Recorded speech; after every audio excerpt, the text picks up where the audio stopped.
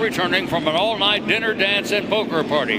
These brave pilots, still in their formal dress clothes, raced to a couple of P-40 Warhawks, got them fueled and armed, and took off. They quickly found themselves in the middle of a real battle.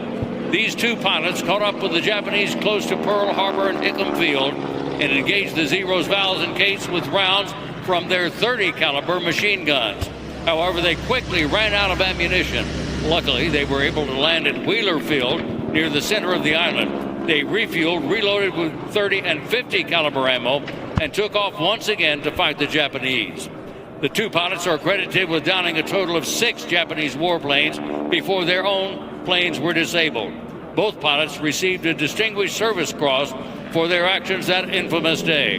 A total of 502 U.S. planes were on the ground at the beginning of this attack. Sadly, 188 were totally destroyed, 159 damaged, and just 155 of our aircraft lay on the ground in various stages of disrepair. The first wave of 189 Japanese Zeros, Vals, and Kates hammered Hawaii for almost an hour. Then came the second wave of an additional 171 aircraft to continue the strafing, bombing, and dropping of torpedoes for yet another 70 minutes. That's a total of 360 enemy warplanes. As the attack proceeded at Pearl Harbor and Hickam Field, the devastation was horrifying. On the eastern edge of Ford Island, in the center of the harbor, 9 battleships lay at berth. The California, Oklahoma, West Virginia, Tennessee, Maryland, Nevada, Pennsylvania, Utah, and the Arizona. Luckily at the time, our 3 Pacific aircraft carriers were out at sea. First, the Japanese hit with Kate torpedo bombers. The initial wave of Kates hit 5 of our battleships: the Oklahoma, California, Nevada, West Virginia, and Utah. These Kates were specially equipped with shallow-running torpedoes, specifically designed for the attack on Pearl Harbor. You see, the shallow waters at Pearl Harbor would not allow the use of normal deep-running torpedoes, which leaves no question that this was a well-thought-out plan and not a surprise attack. Then came the Val dive bombers, armed with 1,700-pound armor-busting projectiles, originally made for 16-inch battleship guns, but converted to aerial bombs. These planes dived down on the Nevada and Arizona. Anti-aircraft fire veered the Vals away from the Nevada on the first wave, but unfortunately the Arizona was not that lucky. A bomb from a Kate torpedo bomber stabbed the Arizona through her forward magazines and exploded, touching off more than 1 million pounds of gunpowder. Sailors on the Nevada watched in horror as the Arizona jumped 20 feet up in the air and broke into 2 pieces, forever entrapping 1,178 American servicemen in an underwater tomb. The ship sank in less than 3 minutes, and still today, she remains at the bottom of Pearl Harbor in a watery grave, crying black tears as a reminder to all of those who lost their lives that infamous day. At Marine Corps Air Station Iwa, Private First Class Melvin Thompson was on guard duty when 9 Zeros attacked the base. He stepped out of his guard shack, he drew his .45 caliber pistol and began firing on the enemy planes. A Japanese pilot, Yoshio Shiga, saw Thompson firing back at them. Years later, Shiga remembered Thompson's tenacity and fighting spirit, describing the lone Marine as the bravest American I've ever seen. All over the island, soldiers were bringing their weapons to bear in the fight. Anything they could get working. Their .45 caliber pistols, our Springfield rifles. In some cases, our soldiers were able to get .30 and .50 caliber belt-fed machine guns into action, bringing down numerous marauding Japanese Zeros, Vals, and Kates. Meanwhile, at Bellows Airfield on the northeast coast of the island, more U.S. Army pilots were racing to their P-40s. Unfortunately, Japanese Zeros appeared at the same time and started strafing runs. One P-40 pilot was killed as he stepped into his cockpit. 2 other P-40s were shot down just as they got off the ground. So right here front and center is our Japanese Zero, being chased by our American P-36 Hawk. The flag 5 to 12 B-17s coming from the mainland finally arrive and were immediately attacked by the Zeros. Unfortunately, in all the confusion, the B-17s were shot at by friend and foe. The frightened crews landed wherever they could, one of them in a pineapple field not far from Hickam Field. A B-17 pilot, Major Landon, trying to land, said, "What a hell of a way to enter a war. Out of gas, unarmed, and no place to land." Amazingly, 8 of those B-17s actually made it to Hickam Field. At the conclusion of the surprise Japanese attack on Pearl Harbor, more than half of America's entire naval fleet had been destroyed or damaged. Nearly 2,400 Americans were killed, over 1,200 wounded, and at the time, 960 people were missing. 188 aircraft were destroyed, 159 damaged, just 155 of our aircraft were left on the ground. 2 battleships were destroyed, 3 light cruisers, 3 destroyers, and a total of 6 battleships were damaged. Our greatest naval base lay in ruins, along with our complacency. The following day, December 8, 1941, President Franklin Delano Roosevelt announced our entry into World War II with these words to Congress, the citizens of the United States, and the world. December 7, 1941, a date which will live in infamy. The United States of America was suddenly and deliberately attacked by naval and air forces of the Empire of Japan. It will be recorded that the distance of Hawaii from Japan makes it obvious that the attack was deliberately planned many days or even weeks ago. The attack yesterday on the Hawaiian Islands has caused severe damage to American naval and military forces.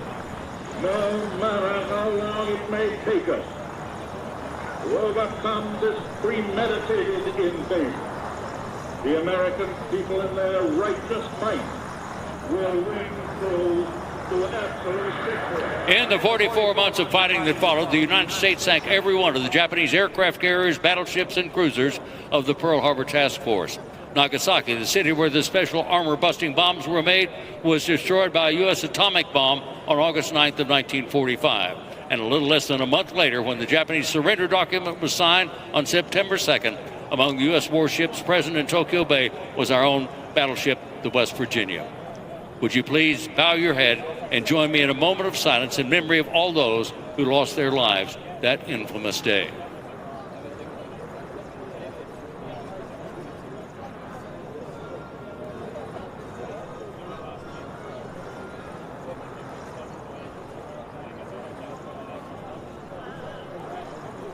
We do not mean to glorify war by this demonstration. We simply honor a time when our nation was strong and united, patriotic. In the 3.5 years after this attack, we, the people of the United States, grew stronger by putting 16 million men in uniform, built 100,000 fighter aircraft, 98,000 bombers, 24,000 transport planes, 58,000 trainers, and over 100,000 other floating ships from battleships to submarines. The United States of America's dedication led to the surrender not only of Japan, but Nazi Germany as well, giving peace and freedom to the entire world. We do this in appreciation of that dedication, determination, and effort, and extend our appreciation to the men and women fighting for our freedom today. Woohoo! What'd you think of that, huh? The wall of fire. Do you feel that heat?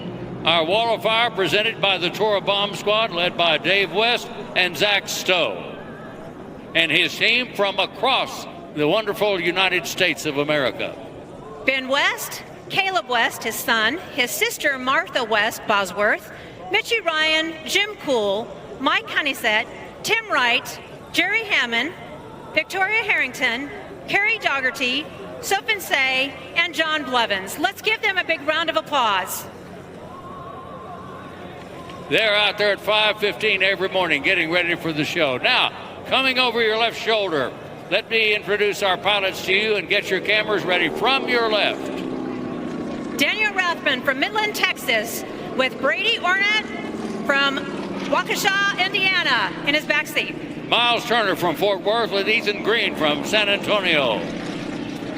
And our K313 is Taylor Stevenson from Dallas, Texas, with Andrew Strahan from San Angelo, Texas. 0112, Dan Reedy from Pearland, Texas. 113 is Mike Anderson from Muskogee, Oklahoma. And finally, a Tora second-generation pilot, Patrick Hutchins from Bayou Vista, Houston, south of Houston, rather. And finally. And my husband, flying our P-36, our Hawk 18, is Chris Walker from Palestine, Texas. Let's give them a round of applause. Fantastic. Air shows showcase our military forces. It's also an excellent opportunity to highlight the Midwest city, the airport, and of course, Tinker Air Force Base. It's a chance to promote community relations, which are so vital and important for continued success. But more than anything, it's a chance to give you a glimpse into the extraordinary capabilities of our nation's people and equipment. With our little history lesson here, Tora's purpose is to highlight the advancement of our military capabilities from 1940s to what you see here today with our modern military aircraft. December 7th, 1941 was a pivotal moment in world history. Europe had already been on fire for 2 years, and despite the best efforts of some incredibly sharp people, we did not have the most professional and powerful military. Because of that lack of planning and foresight and commitment, the sons and daughters of this nation paid a terrible price. We think that's worth remembering, and we hope you do too. Lest we forget, freedom is not free. The Tora sponsor group is a part of the Commemorative Air Force, an organization dedicated to preserve in flying condition one of every American military aircraft that served the U.S. during World War II. All of our team members are volunteers, and we love what we do. Tora's been flying air shows for 53 years. We would love for you to follow us on social media and visit our website at tora.com for more information and our show schedule. Once again, a big salute and a thank you to all of you for letting us perform. We hope you enjoyed it, and we hope to be back soon. My name's Denise Walker. I'm Ray Norton, and together we are Tora, Tora, Tora. Back to you, Ellen. Thank you, ladies and gentlemen. One more time, a big round of applause for Tora, Tora, Tora.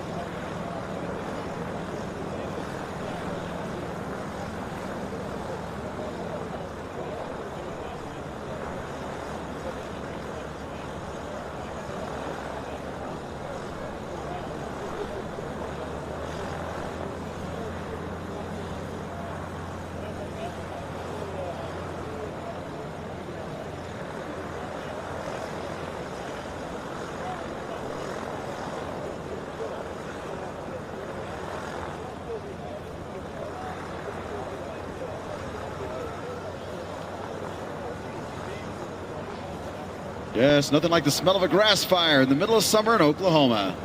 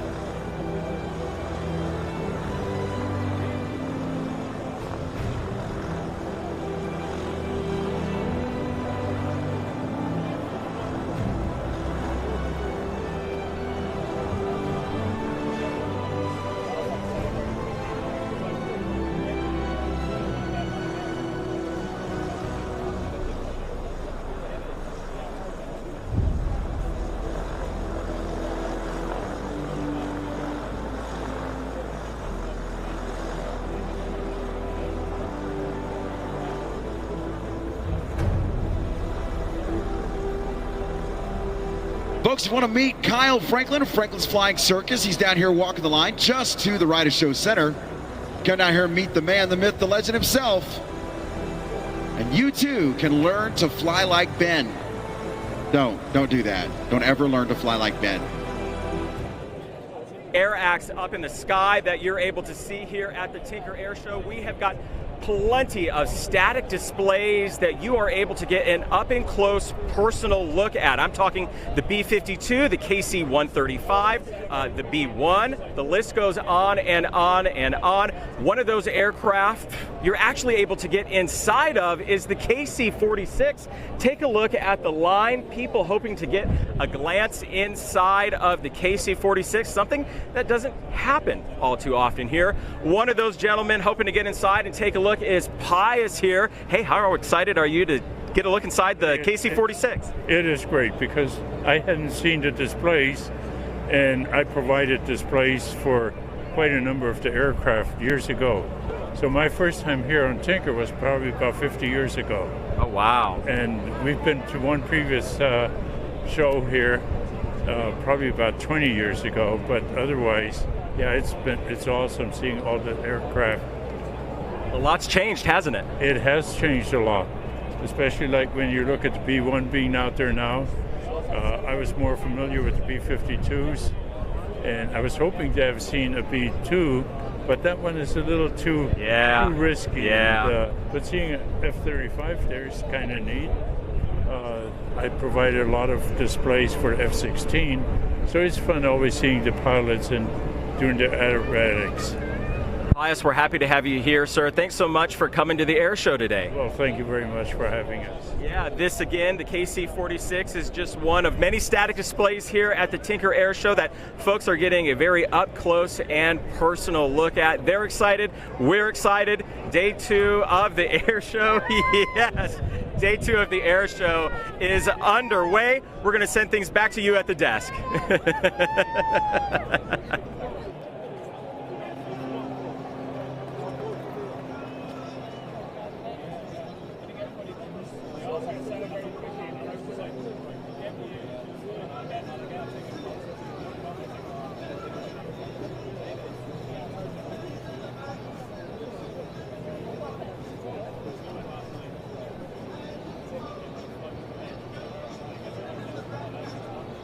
She has competed in more than 20 aerobatic contests, and she's won 17.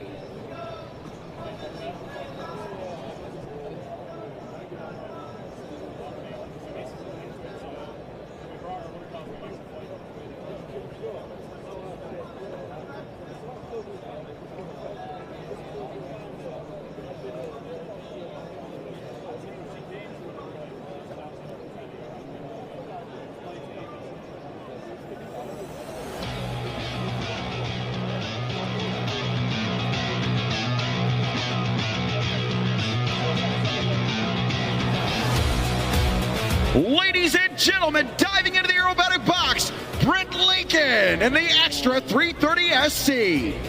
Straight up into the vertical, hang on, here we go.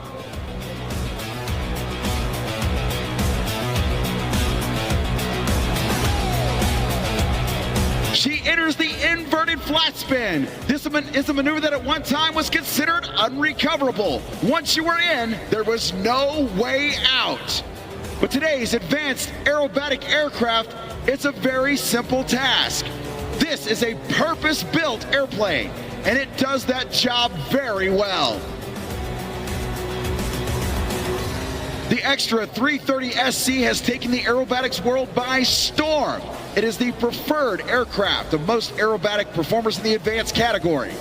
And Britt Lincoln handles it like a master. She comes up over the top. She's gonna push that aircraft forward. Now she's gonna run it up. Listen to that SC wind up. Snapping on the down line. Here we go.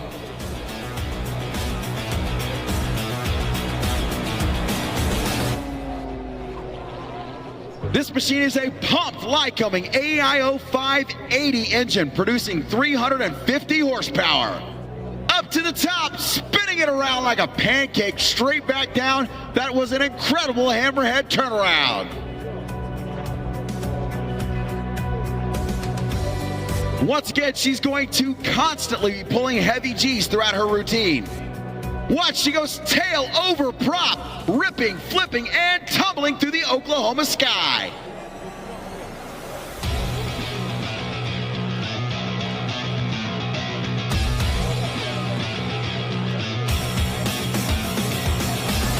Precision aerobatics is what it's all about for Britt Lincoln.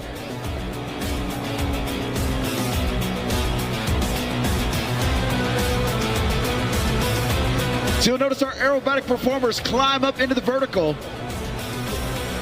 Then they'll do some repositioning maneuver, a hammerhead. She flips over on her back this time.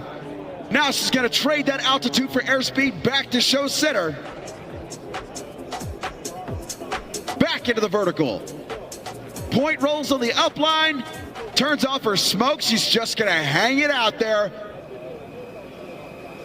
Stalling in the sky, right back down beyond 90 degrees.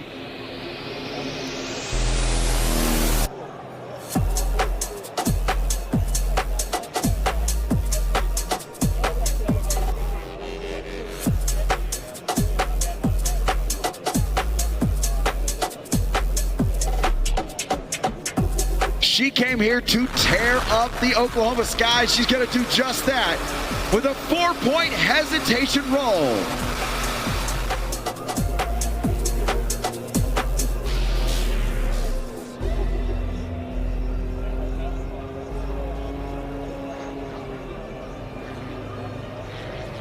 Multi-roll on the down line.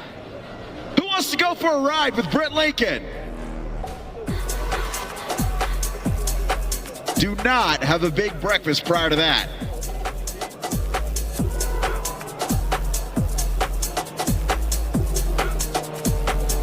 There's a hard pull. That's at least 7 G's into the upline.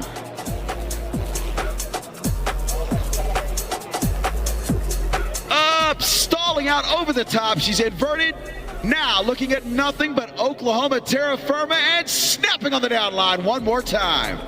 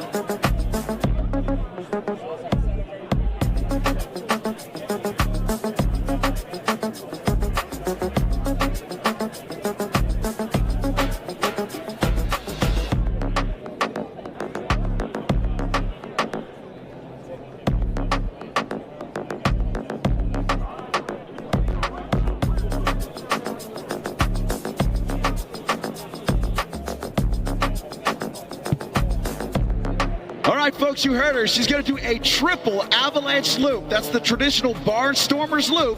Watch, she brings it down to show center. She's going to pull up over the top, and she's going to spin that aircraft over 3 times. 1, 2, and 3. I'm going to call that 3.5 for the triple avalanche loop. What do you think, Oklahoma City?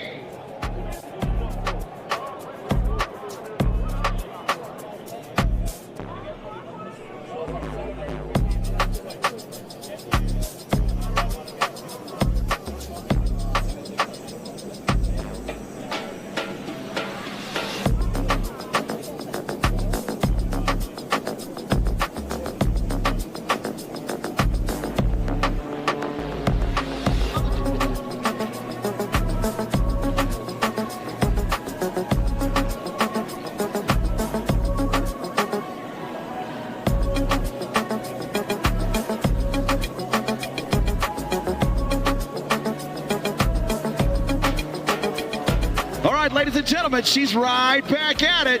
No quit in Britt Lincoln. As she goes back into the vertical, you'll see that our aerobatic performers performing kind of a half-pipe maneuver. That's where they go up, they're going to stall out, do the hammerhead, come back down, build up that airspeed, which gives them the energy for their next maneuver.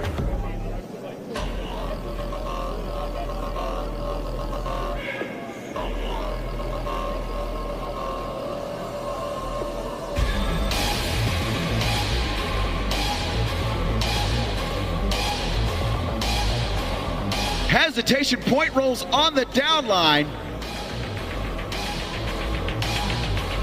When Britt's not flying aerobatics, she enjoys working on airplanes, flying in the backcountry of Montana, and scuba diving. Ladies and gentlemen, get those cameras ready. Britt Lincoln is going to reposition that extra 330 SC, bring it down the show line for a photo pass.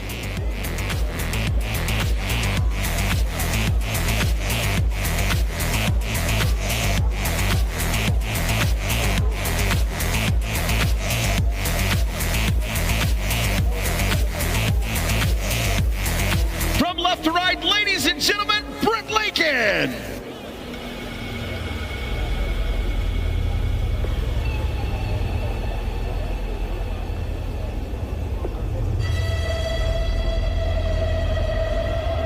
But once again, Britt would like to give a big thank you to Champion Aerospace. Champion Aerospace puts the spark in Britt's extra 330 SC with their slick magnetos and spark plugs. Britt uses only the best in her aircraft. Champion is the industry's gold standard for reciprocating engines and piston ignition. And if you are interested in aerobatics and want to be part of an amazing community, please consider joining the International Aerobatic Club and go to www.iac.org to connect with pilots and enthusiasts. Once again, that's iac.org. As Britt brings it back down the show line one last time.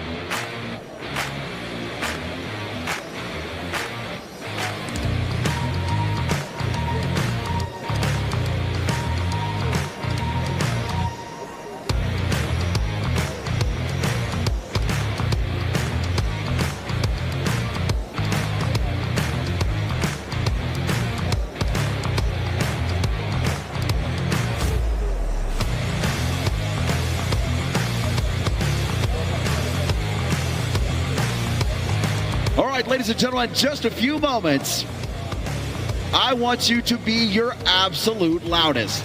Britt Lincoln's going to bring her extra 330 SC right here, right next to Show Center, the command center for the United States Air Force Thunderbirds, which is affectionately known as Judy. That's the comm cart right there. You see the extra coming in right now. She's going to pop that canopy, and I want you guys to blow the roof off of Oklahoma.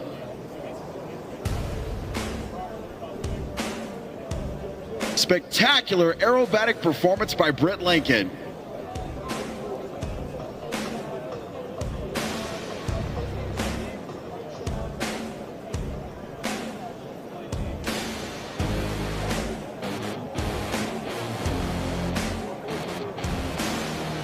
All right, Oklahoma City, make some noise for Britt Lincoln!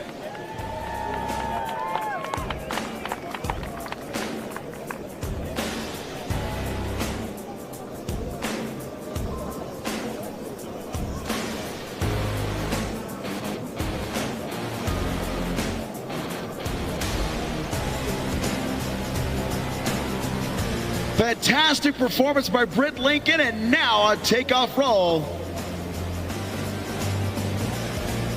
The T-28 Trojans of the Trojan Flyers.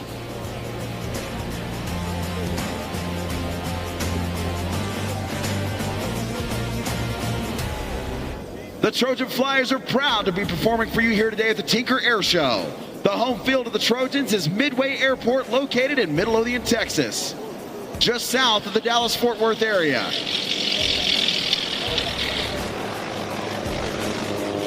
The pilots performing for you today are Chip Lamb in the lead aircraft and his wingman, Robert Johnson. Chip and Robert will be demonstrating the excellent performance and maneuverability of the North American T-28 Trojan. Chip Lamb, the lead demo, is a retired Air Force Reserve Colonel, an Air Force Academy graduate, and was assigned to Europe flying the F-4 Phantom II. After 8 years of flying fighters overseas, he left the active duty Air Force in 1985 to fly F-16s with the 149th Fighter Wing in the Texas Air National Guard. He flew combat missions in the F-16 over Iraq during Operation Southern Watch.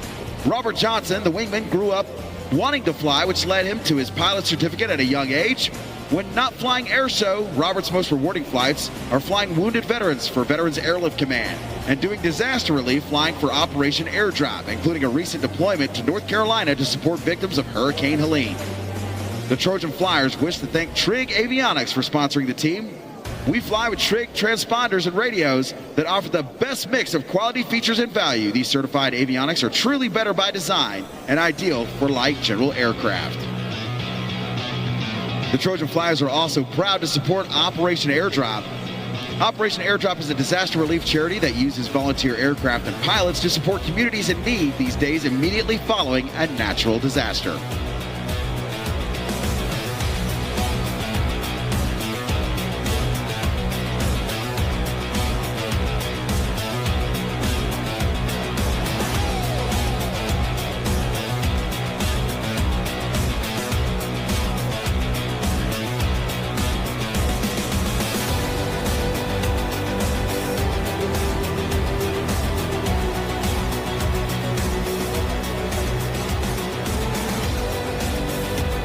A hush fell over the crowd as they waited for the Trojan Flyers.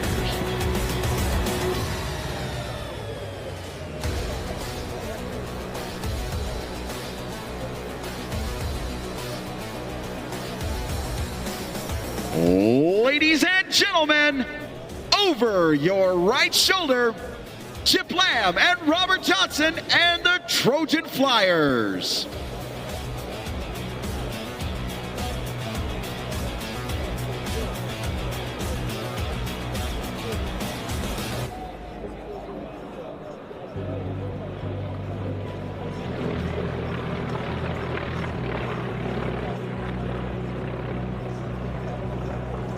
Their first maneuver will be a formation crossing Lazy 8 as they come across the airfield in the section formation.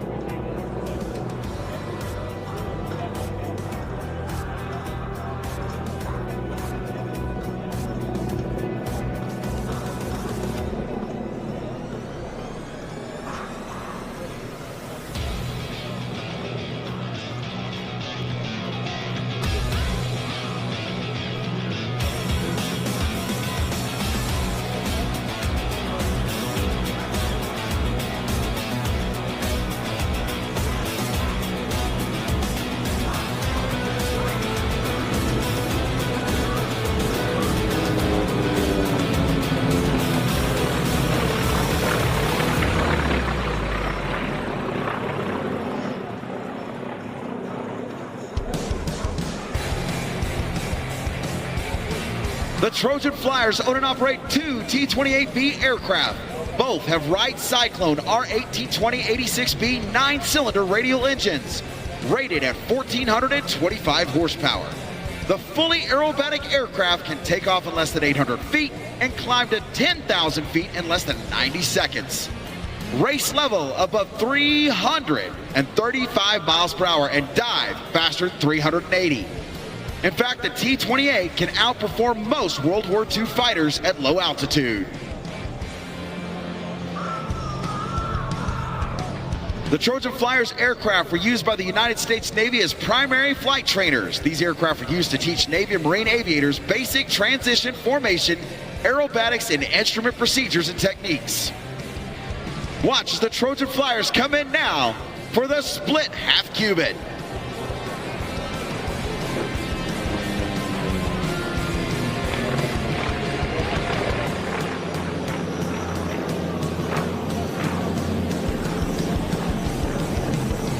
Now you're going to see Trojan 1 and Trojan 2 split to your left and right. And they're going to come in for some individual maneuvers.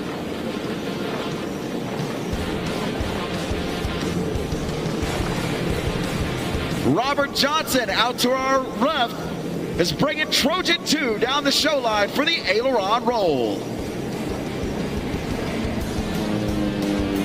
Once again, folks, Kyle Franklin, Franklin's Flying Circus, is still walking the line down here at Show Center. If you want to meet the band himself, make your way down here to the crowd line and you'll be able to meet Kyle Franklin.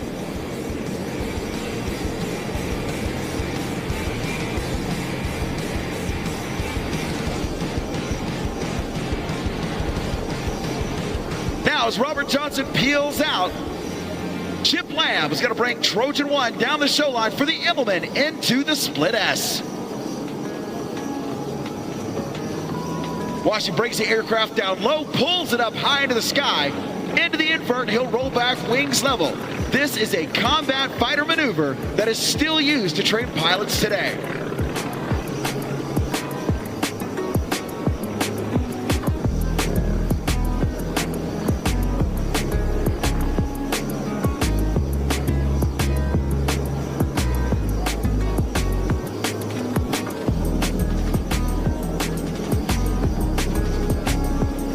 Now coming in for the 6 o'clock position, or to our right is Show Center, Robert Johnson's going to show us the Air Show Classic Cuban 8.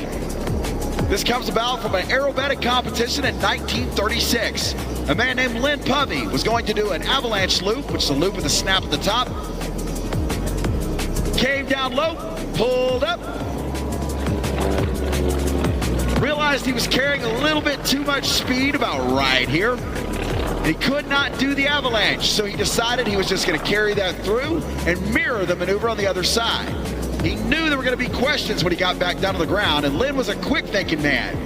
He had done a little bit of work with the Cuban Air Force, so when he got back down, sure enough, they were like, what the heck was that? And he said, boys, that was the Cuban 8, and it's been an air show staple ever since.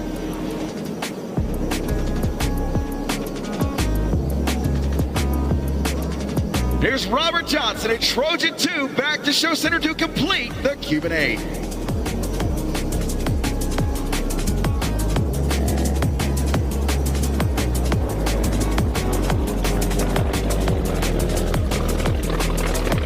Robert Johnson exits the box. Chip Lamb right back in for the barrel roll. If you want to know the difference between the aileron roll, which he showed us first, and the barrel roll, you're about to find out. This is just like putting the wheels of the aircraft on the inside of a big barrel and rolling around the inside.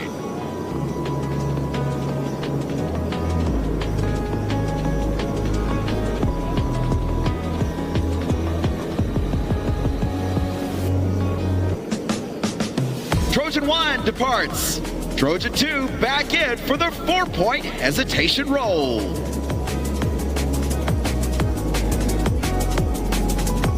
He'll go from wings level to knife edge, then invert, back to knife edge, then back to wings level.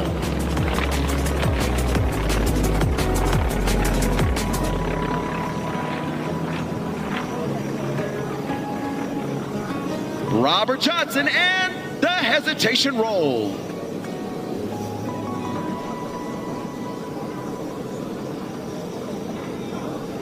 Keeping things rolling. Chip Lamb is back in for the slow roll.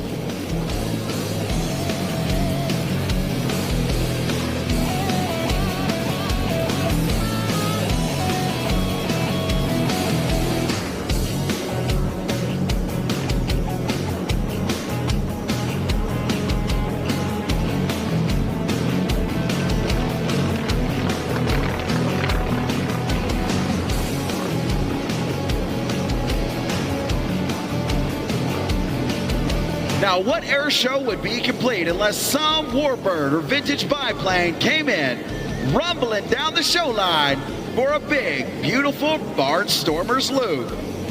And Robert Johnson coming down the show line to do just that. Check it out, Tinker Air Force Base, here we go. Robert Johnson pulling up for the loop.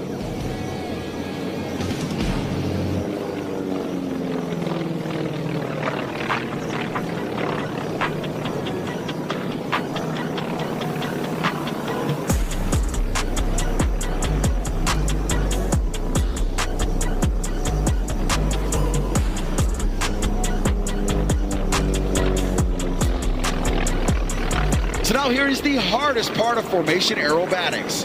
It's not the individual maneuvers, it's not flying in formation necessarily, it's the rejoin.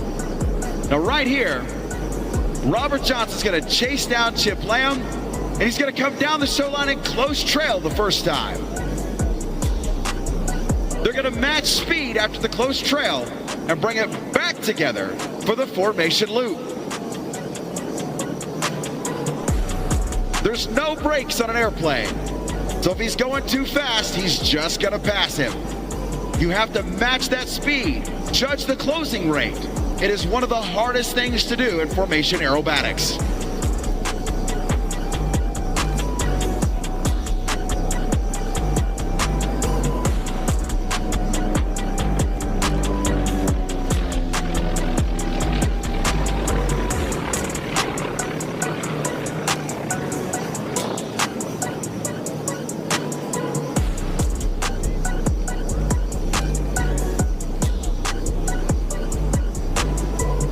Now Robert Johnson's gonna slide that T-28 back out on Chip Lamb's wing, and they're gonna come back to the show line this time for the formation loop.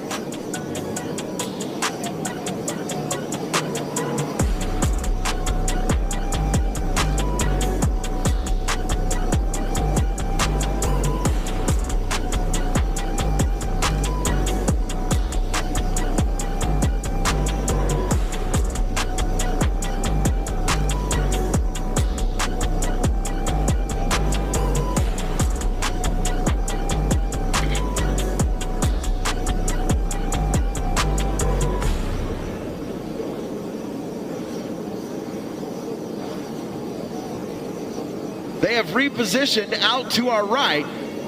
Here come the Trojan Flyers for the formation loop.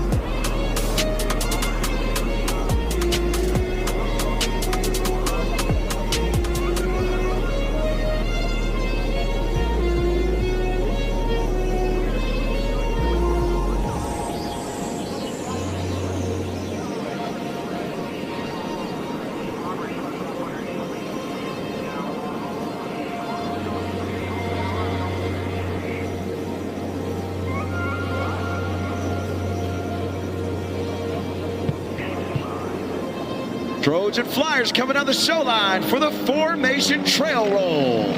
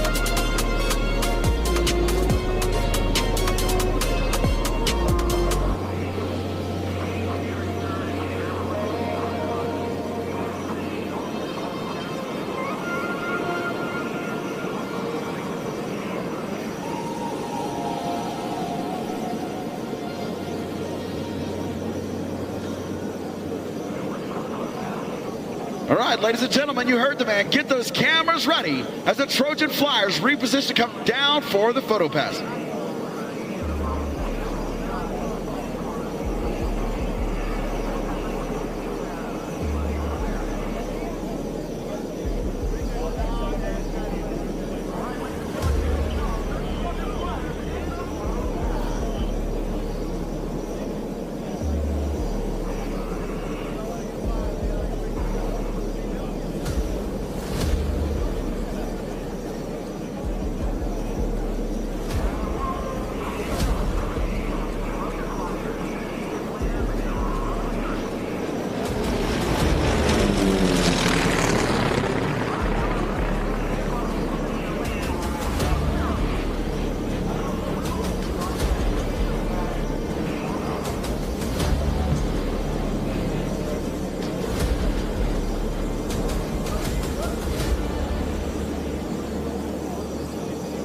All right, Oklahoma City, what do you think of the Trojan Flyers?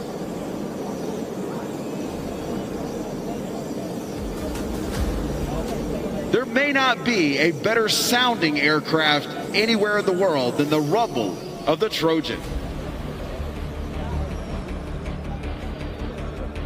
Still to come, the E-3 Century will be inbound here momentarily from right here at Tinker Air Force Base.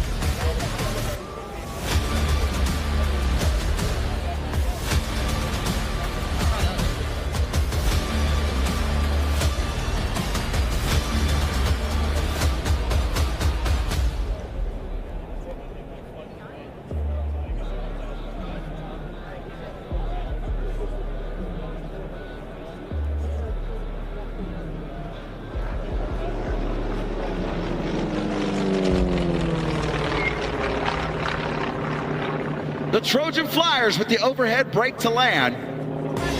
It seems like showing off, but it's actually not. That overhead brake allows the aircraft to get perfect 2-second spacing as they come across the top of the airfield.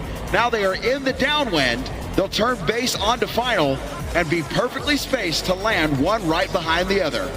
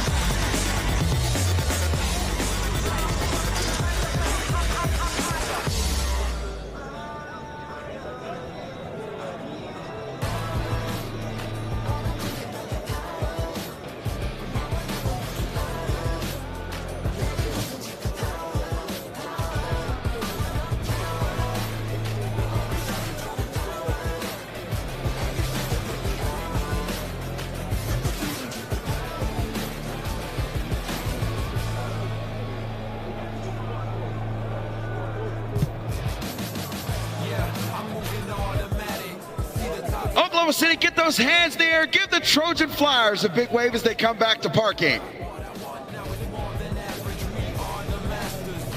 They definitely can't see, or they can't hear you, but they can see you. So put your hands way up in the sky. Give them a big wave.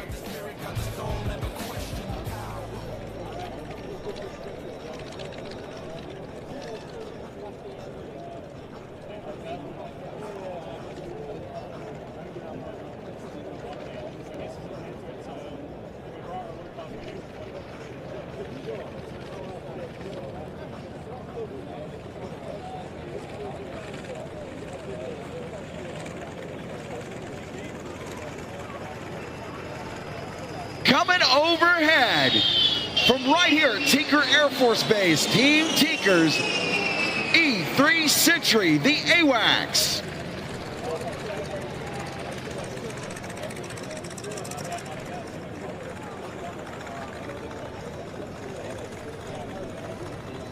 From the 552nd Air Control Wing, come by with a fast pass over 250 knots.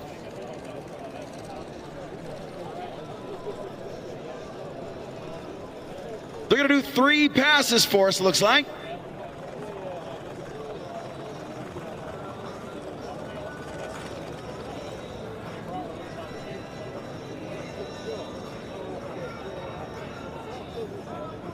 Today's crew from the 970th, the United States Air Force Reserve, Lieutenant Colonel Bradley King.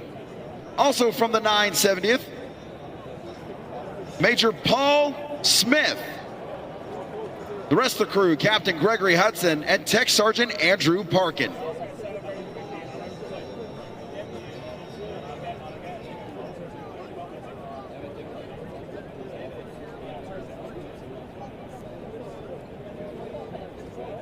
The Boeing E3 Sentry is the airborne early warning and control aircraft developed by Boeing.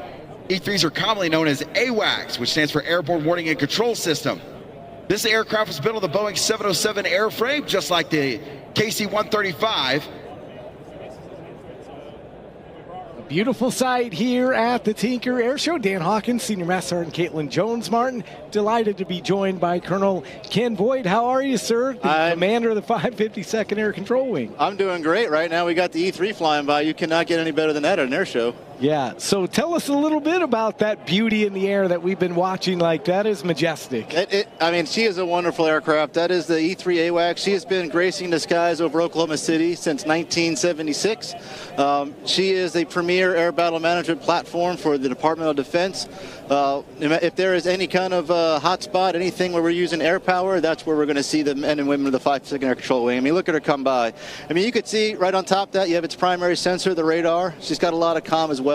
But inside is where all the magic happens. That's where you have our awesome airmen and officers that do the battle management. So they're the ones making decisions for the Joint Force Commander in air power. You know, and we tell our airmen, and they wear it as a badge of honor, that you don't have air power without battle management, command, and control. And the men and women of the 552nd Air Control Wing, America's wing, they are the only wing that has mobile airborne, like Here She Goes, and ground-based command and control. It's a great wing to be in. And it's like they know that you're here, sir. They're flying over right now. You got to play that at your change of command ceremony next week. They just completely photobombed your interview. We'll take it. We'll take it. You've got about 4,000 airmen right there over at the 552nd. Kind of what is your day-to-day life like as a commander over there? Kind of what are you guys doing here at Tinker? So here at Tinker, we primarily are focused on combat readiness training. So whether it be getting the jet airborne, making sure our maintainers are getting it ready to fly. We also have a ground-based mission where we're getting on the road, doing convoys, and learning how to operate, getting into sims in order to ensure that our aircrew are ready to go. So every day is some sort of training that we are doing. And then as of like right today, we have airmen that are deployed in 4 different combatant commands. So our days are getting us ready to deploy, and then we also have airmen that are constantly deployed. Yeah, and it's really unique because you also have partnerships with other commands doing training and providing ready and capable airmen out to other commands as well. Absolutely. So we will work with our partners here at Team Tinker. We're working with them all the time.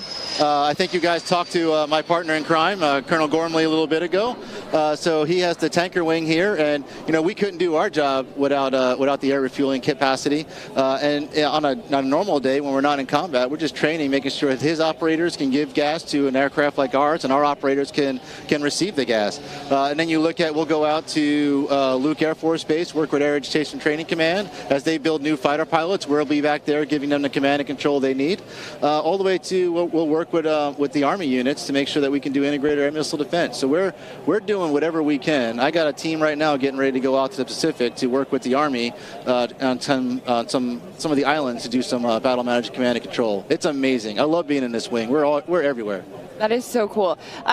You know, we're talking about the 552nd, part of Air Combat Command, and you don't really see Air Combat Command here at Tinker, primarily an AFMC installation. But when we're talking about Air Combat Command, a lot of people are thinking the fighter jets, right? And so maybe a less glamorous aircraft, if you will. But tell us about the AWACS specifically. What makes this airplane so special? Now, I'm going to push back on you, Senior. That's big sexy right there. There you go. You don't get any more glamorous than that. It's true. So, walked right into that. I know. I will say, like, when folks ask what we do and where we are in the battlefield, and I like to make analogies just so we're not always talking about people dying. The first one I would do is as a sports analogy. So if you look at a football team, your fighters are the quarterback, the running back, the wide receiver. They're out there. They're the ones that are getting the ball in play and scoring the touchdowns. The folks that are on the back of the E3, they are offensive and defensive coordinators. They're the ones that are calling the play to make sure that we're adapting properly to whatever the adversary is giving us, or adapting properly to whatever we have. Or if you're hold on one second. He's going to sit and watch for a minute. Oh, she's beautiful.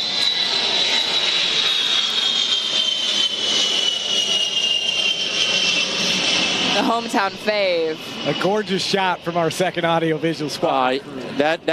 She's beautiful, absolutely beautiful, and that was her good side. Yeah.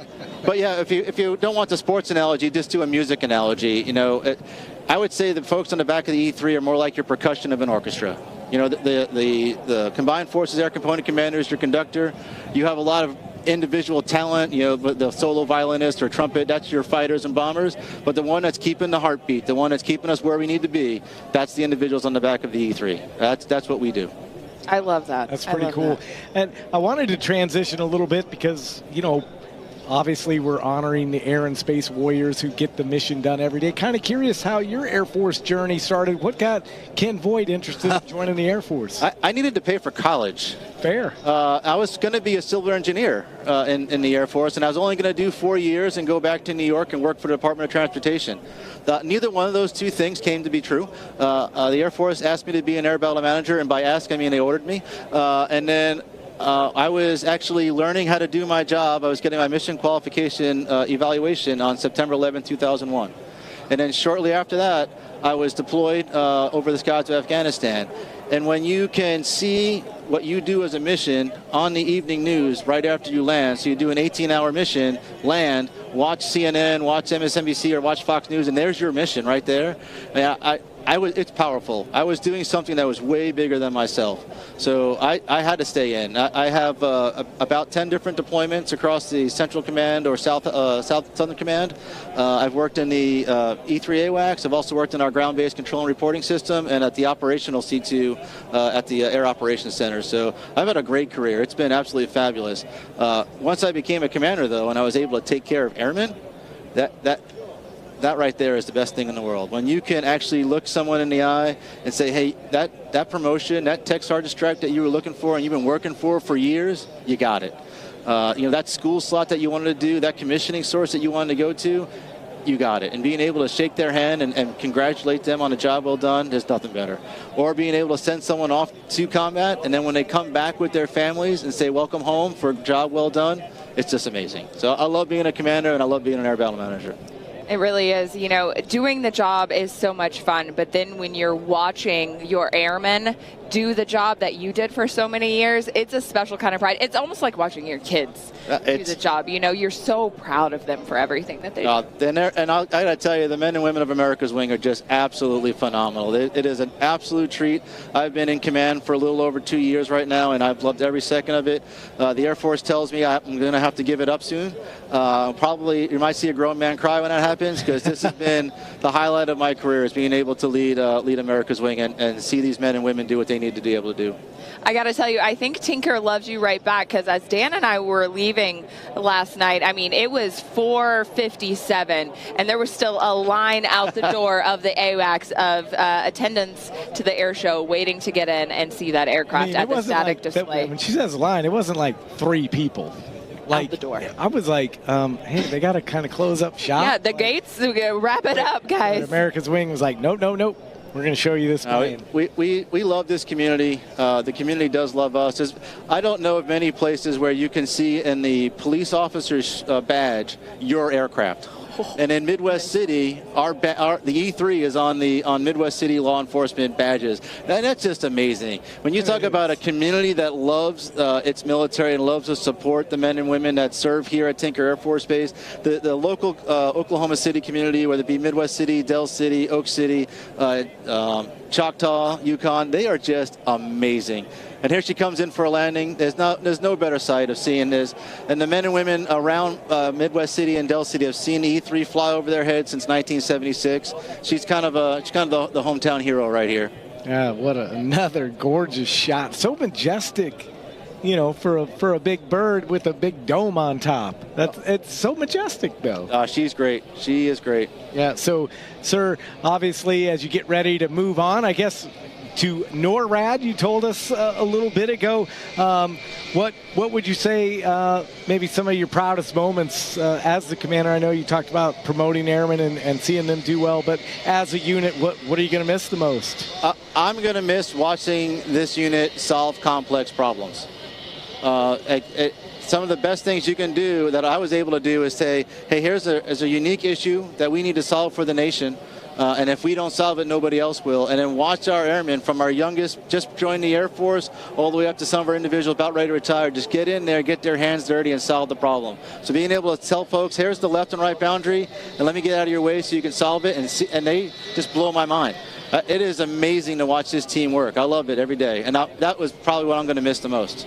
Colonel Ken Voigt, the commander of the 552nd Air Control Wing, and we've been talking about STEM all day long, and that's a huge part, no doubt, in the mission that you guys do. Let's take a look at some more about STEM. I feel like I'm at the furniture store. When I go to the furniture store, I don't know where to look, and that is pretty much what's happening here at the STEM hangar at the Tinker Air Show. Science, technology, engineering, and math is the key focus here. Kids getting involved in all of the action. I want to talk a little bit more about what this is, and I want to bring in Cliff Harden. You organized all of this. Tell me what your role is and what this STEM hangar is. Absolutely, Clayton, thank you so much for doing this. So I am the STEM Outreach Program Manager for the Air Force Sustainment Center here at Tinker. Organize it, I was just a small piece. This is definitely a team effort because of all these vendors. These vendors are doing the work this weekend, and so it's a fantastic event. So yes, these kids get all the sorts of glory because they get to play with everything from aerospace to robotics to FIRST robotics to drones, and then we get the little piece of Tinker over there in the corners as well too, between chemistry, 3D printing, it's just all the things STEM.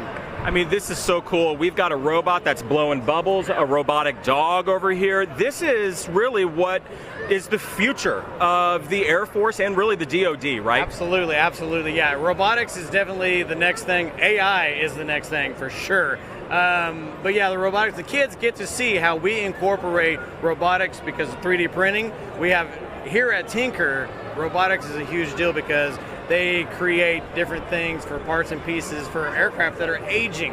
B-52, 60 plus years old. We're having robotics create 3D parts and pieces for those things.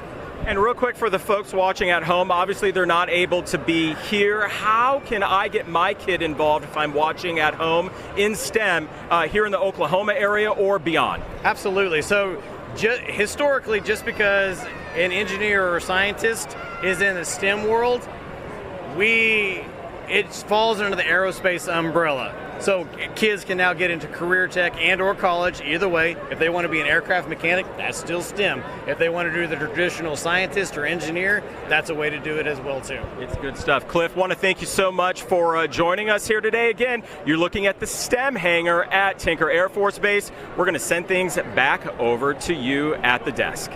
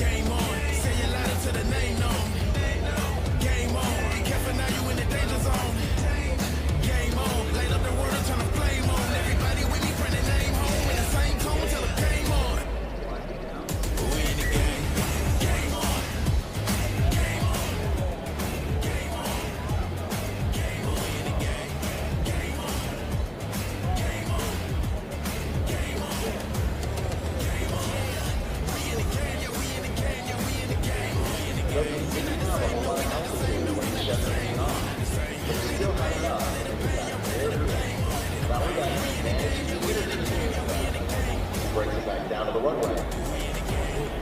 He'll roll it out all the way to show center.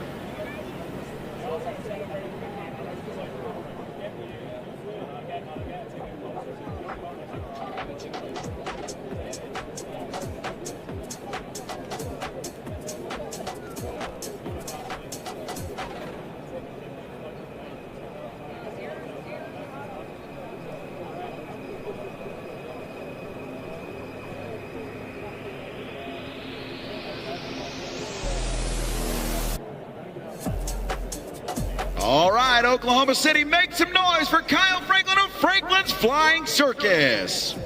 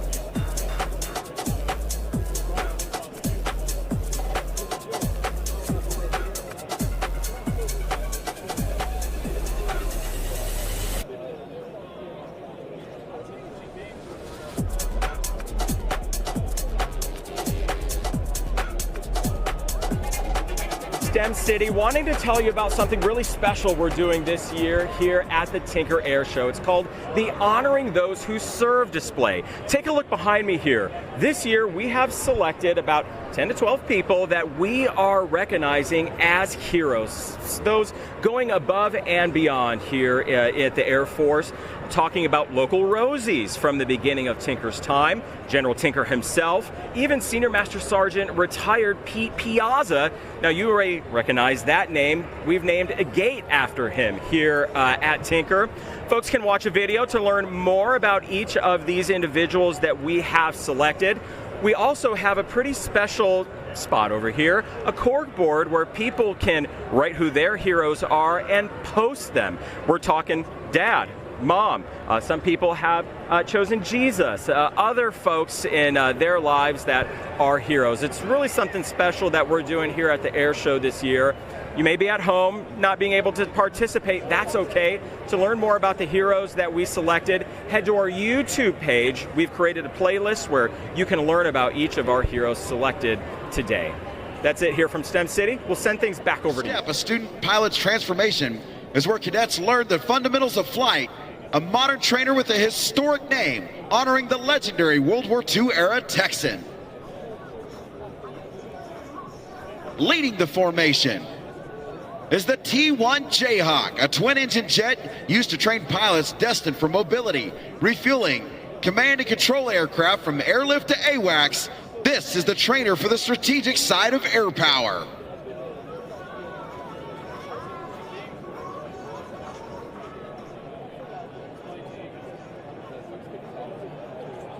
The T-38C Talon, the aircraft that is not in our formation today, was the world's first supersonic jet trainer. The T-38 trains future fighter and bomber pilots, preparing them to command aircraft like the F-22 and the B-1 Lancer.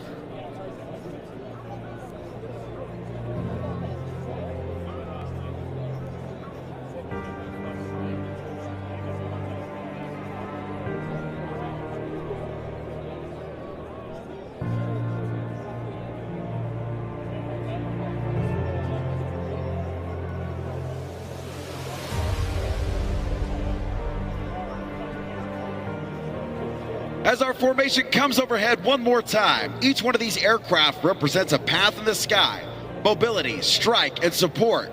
These airmen who fly them embody the commitment, discipline, and excellence of the United States Air Force.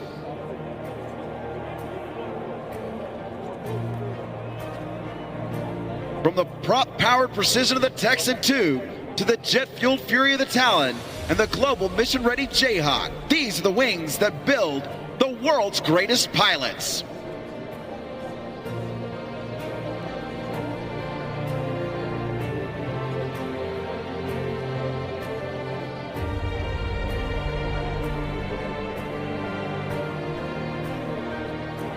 Ladies and gentlemen, put your hands together for the men and women of Vance Air Force Base, forging air power from the ground up and into the wild blue yonder. And by that, I mean they're going home. They're going back to Enid. They're done.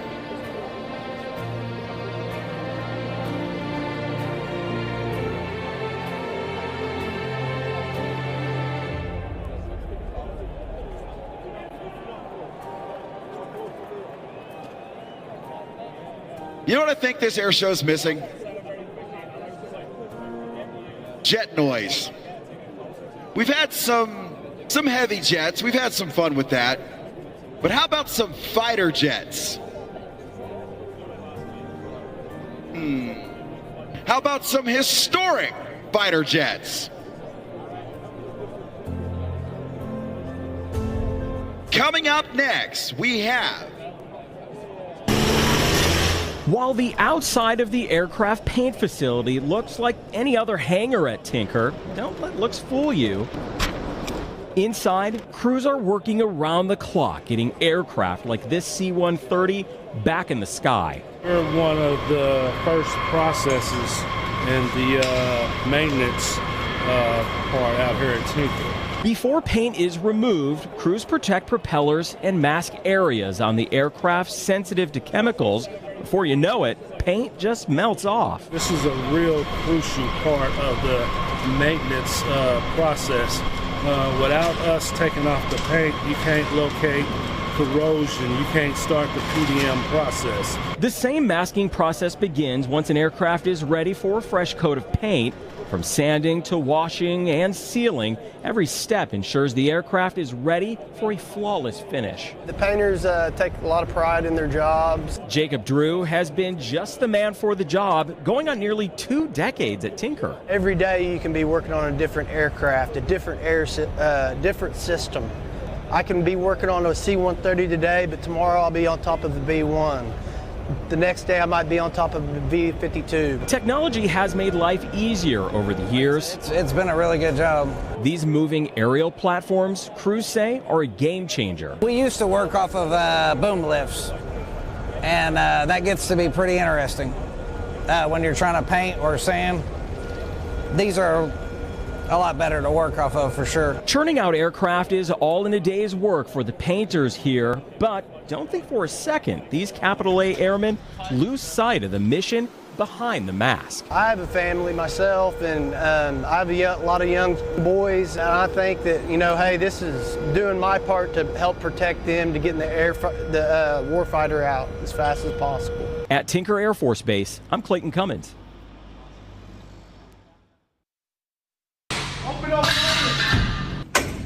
It is as serious as it looks. Short.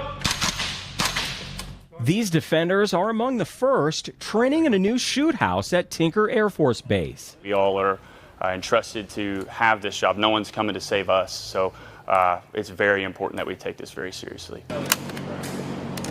The project was spearheaded by Staff Sergeant Donovan Williams to help fellow defenders better prepare for high-risk, close-quarter battle situations. And so we started coming up with how to do this. I made a design. I laid the blueprints out. We got an idea of how we were going to do it, and we saw that this was going to cost us a lot of money. The project was made possible thanks to innovation funds competed for in a program known as Spark Tank. Going into someone's houses or buildings, right?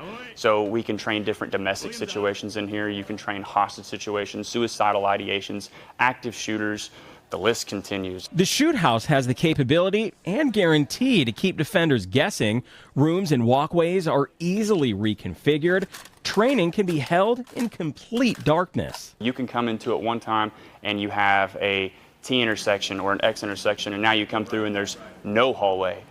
Or there's an L-shaped hallway that leads to a different room that you couldn't clear the last time. Designed to be a challenge, it's a challenge aimed at saving lives.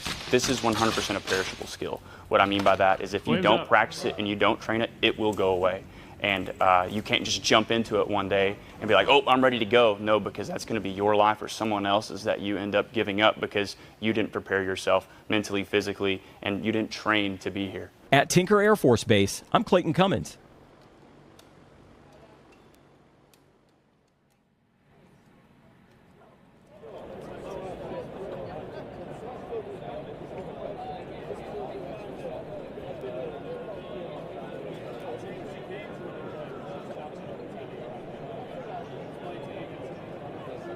This is a jet that initially owned the skies over Southeast Asia, helped save the lives of U.S. warfighters, and indirectly created what we've all seen in the Top Gun movies.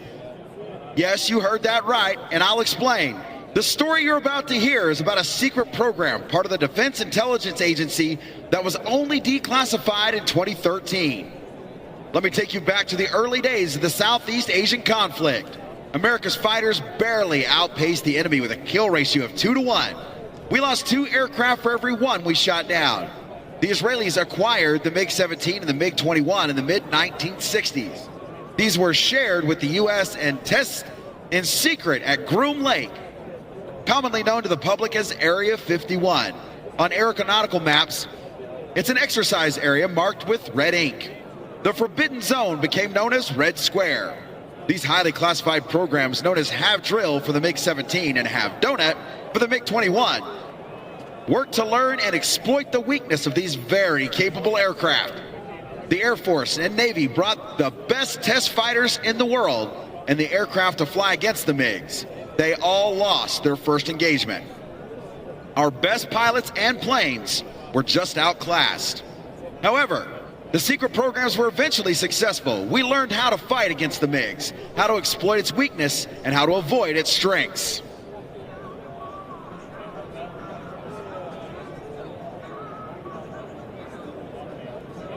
But we still had a problem. The programs were so secret that we couldn't openly pass the vital information and new tactics to our frontline pilots. The inability of the Navy to disseminate the results of this highly classified project to protect our pilots was part of the impetus to create the United States Navy Fighter Weapons School we all know today as Top Gun. By the end of the war, our air-to-air kill ratio grew from 2-to-1 to 14-to-1. Ladies and gentlemen, Fighter Jet Incorporated.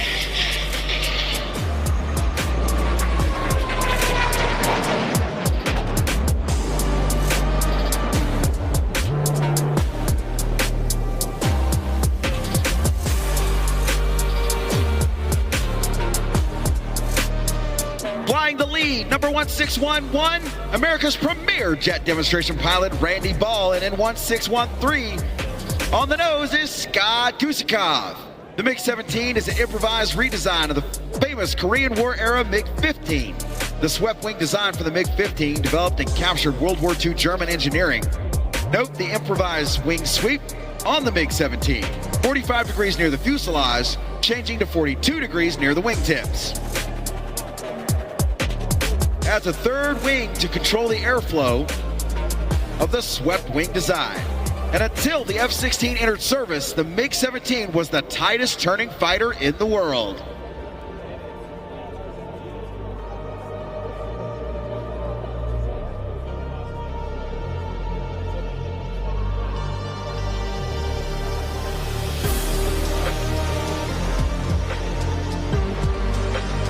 Inbound now, ladies and gentlemen, Fighter Jets Incorporated and the MiG-17F.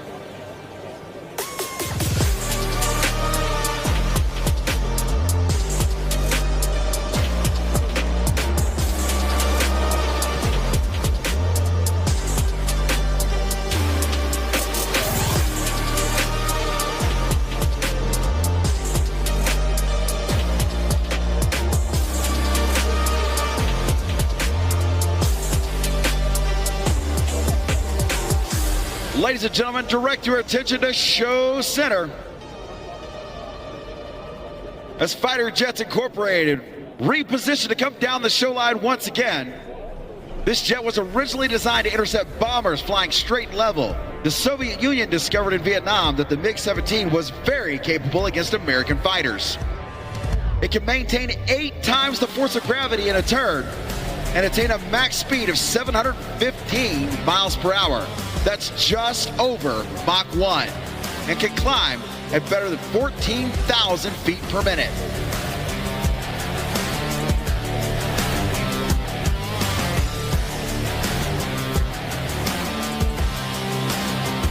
Here they come down the show line. Randy Ball and Scott Gusikov.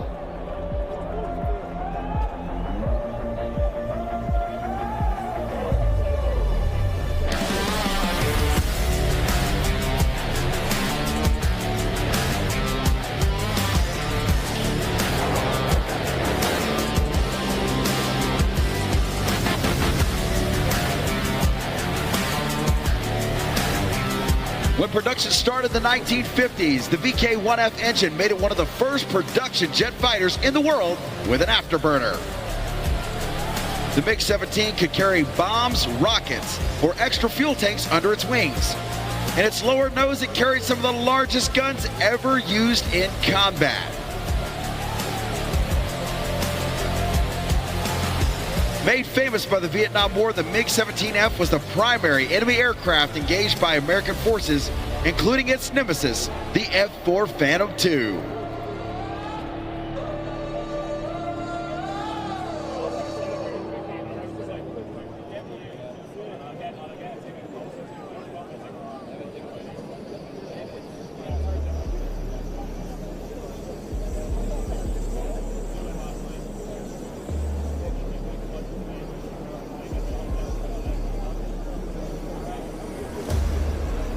Inbound hot, here comes Fighter Jets Inc.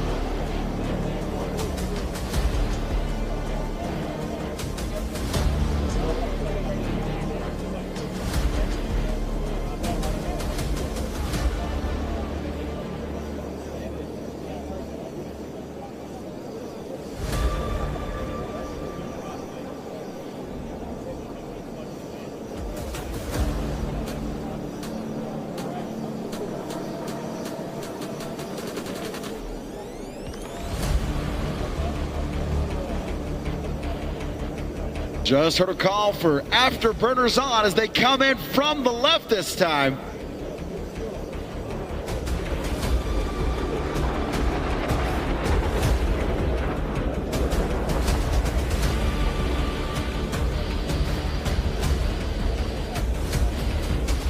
Showing the impressive climb of this Vietnam-era jet.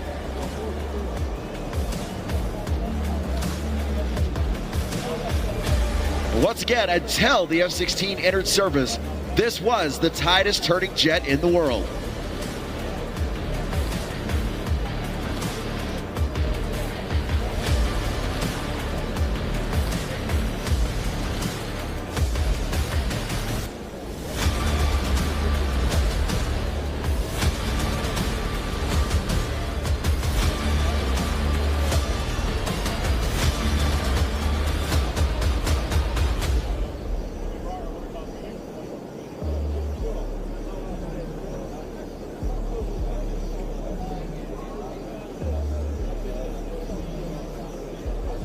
All right, ladies and gentlemen, get your cameras ready. This is going to be a very cool pass as they come by. I don't want to spoil it for you. Just look out there.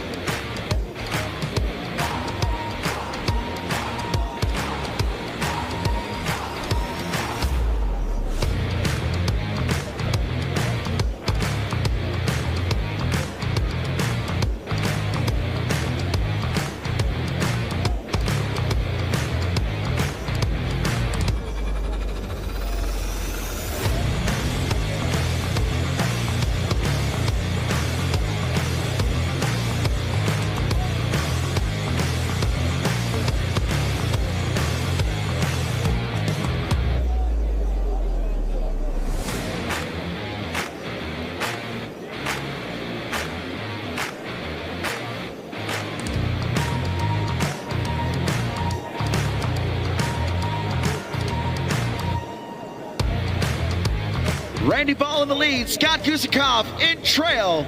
This is Fighter Jets Inc. Afterburner on.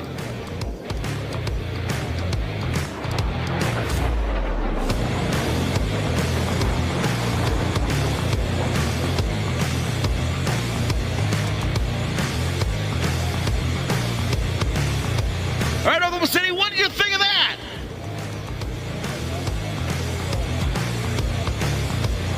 Okay.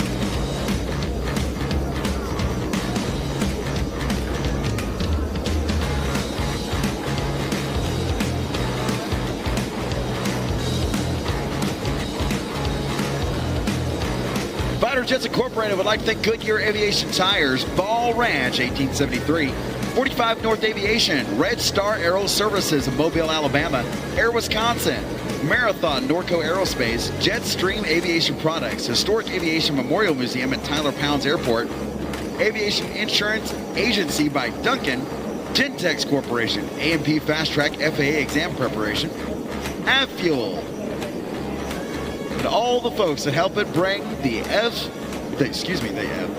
MiG-17F to you.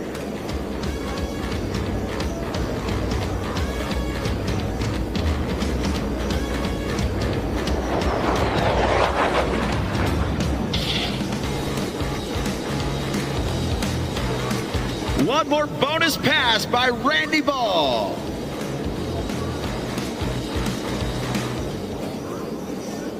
I hope you enjoyed this opportunity to see Randy Ball and Scott Gusikoff in their two-ship fighter jets MiG-17 Demo T. The jet that helped create Top Gun, influenced the Top Gun movie series, and more importantly, welcome back here to the Tinker Air Show Day 2. You're just watching MiG-17s. Here in just a little bit, we'll also have the Wings of Blue jumping for the second time today from the U.S. Air Force Academy. We are so excited to be here for Day 2 in Midwest City once again for the Tinker Air Show. Joining us now, fresh off her performance, is a fourth-generation pilot and a recent U.S. Advanced National Aerobatic Champion, Miss Britt Lincoln. Britt, thanks so much for stopping by. We're so excited to have you. Thank you, ladies, for having me. This is phenomenal. It's such an honor to be here at Tinker. Well, so you're a fourth-generation pilot. You took your first flight at just 5 days old, and it's safe to say that flying in aviation has been a lifelong love for you and really runs in your family. Yes, absolutely it does. I am a fourth-generation pilot, and that flight, which I don't remember, of course, was with my grandfather in our family Cessna 180, and I'm fortunate enough to actually have that 180 today. I still fly him. His name is Tigger, and yeah, it's great. My grandfather and great-grandfather were both crop dusters in north central Montana, and he's who taught me how to fly. That is so cool. So we talk about how important family is to you. So talk to me about what that conversation was like with your grandfather when you decided that you actually wanted to start flying for real. Well, it's really funny. So one of my kind of hashtags or slogan lines is oily side up. Okay. And he used to always tell me, well, keep the oily side down, which is where that came from. And, you know, they've always been very supportive of everything that I've wanted to do in life, and this is no different. Obviously, they want me to be safe, and they're concerned about that. It is a #1 priority, but they've been fantastic and very, very supportive, and hopefully they're they're somewhat proud.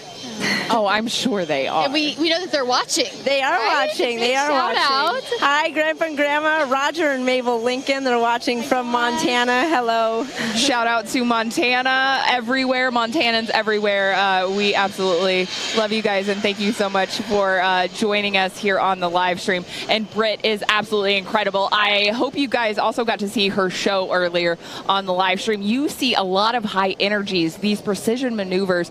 What is kind of going through your mind when you're up there doing a show, Britt? You know, it's obviously very physically demanding, but I would say it's more of a mental challenge than anything, and it's really just, you know, we have a lot of wind here today. We had a pretty strong on-crowd wind, and it's really being aware of my position, where I am in the box in relation to the crowd, making sure, of course, I don't get too close with that on-crowd wind, and it's really just focusing on where I am, where I need to be next, and always kind of thinking like 2 maneuvers ahead and how I need to be repositioning or making adjustments, and it's a mental exercise for sure. Yeah, no kidding.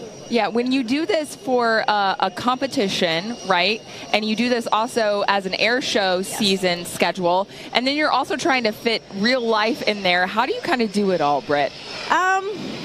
Well, that's a good question. I don't know. I guess I take it day by day. You know, air show flying and competition flying are quite a bit different. As you saw from my show, I do, you know, really give homage to my competition background with a lot of that, the precision stops. You know, and even though it is a show, I'm not being judged. I try my best to keep that precision for the crowd and help keep it entertaining. Yeah, absolutely. We talk so much about the next generation and that these air shows are so important for inspiring the next generation. And maybe for a little girl out in the out here at the show or watching the live stream, maybe with her family, what advice do you want to give them? Because you truly are such a role model and someone that little girls can look up to and say, if you can do it, I can do it as well. Yeah, absolutely. You know, it's like anything in life. If it's something that you really want to do, I always tell people, set the goal and make a plan. You know, make a plan and set some milestones. It's something that I did for myself once I decided I wanted to do the competition and the air show stuff pretty seriously. And of course there will be roadblocks along the way, and there will be some detractors, unfortunately, but you know, surround yourself with positive people and with people who love you and will support you to achieve your goals. And you really have to ignore the noise and the people who say you can't do it, and just keep pushing towards that goal and persevere and prove it to yourself that you can do it. And that doesn't, you know, whether that's flying or whatever else I believe that you want to do in life. Representation is so important, and you know, a lot of young women and young girls don't know until they see a young woman do it in front of them. And I think it's important to note that you are the only female performer here this weekend at the Tinker Air Show, and when you won that advanced national championship, you were the first woman to do it in 30 years. Can you speak a little bit about what that moment was like for you? It was, you know, it was pretty surreal. I really worked hard towards that goal, and I put in a lot of time and effort, and I got a lot of coaching. And you know, it's difficult sometimes when you're in the air and you're practicing and your coach is on the radio and telling you every tiny little minor mistake that you're doing wrong. And you know, it can be a little bit frustrating, but just reminding yourself constantly that it's all to help you move towards that goal and to improve your skill and your mental game, your head game. And yeah, it was a phenomenal feeling. It was really an honor. I'm so intrigued by this the competition aspect. Can you tell everybody watching on the live stream a little bit about what that looks like and how you get involved in that as a pilot? Yes. If you are interested in aerobatics and you are interested in competition or even just being involved, check out the IAC.org. That's the International Aerobatic Club.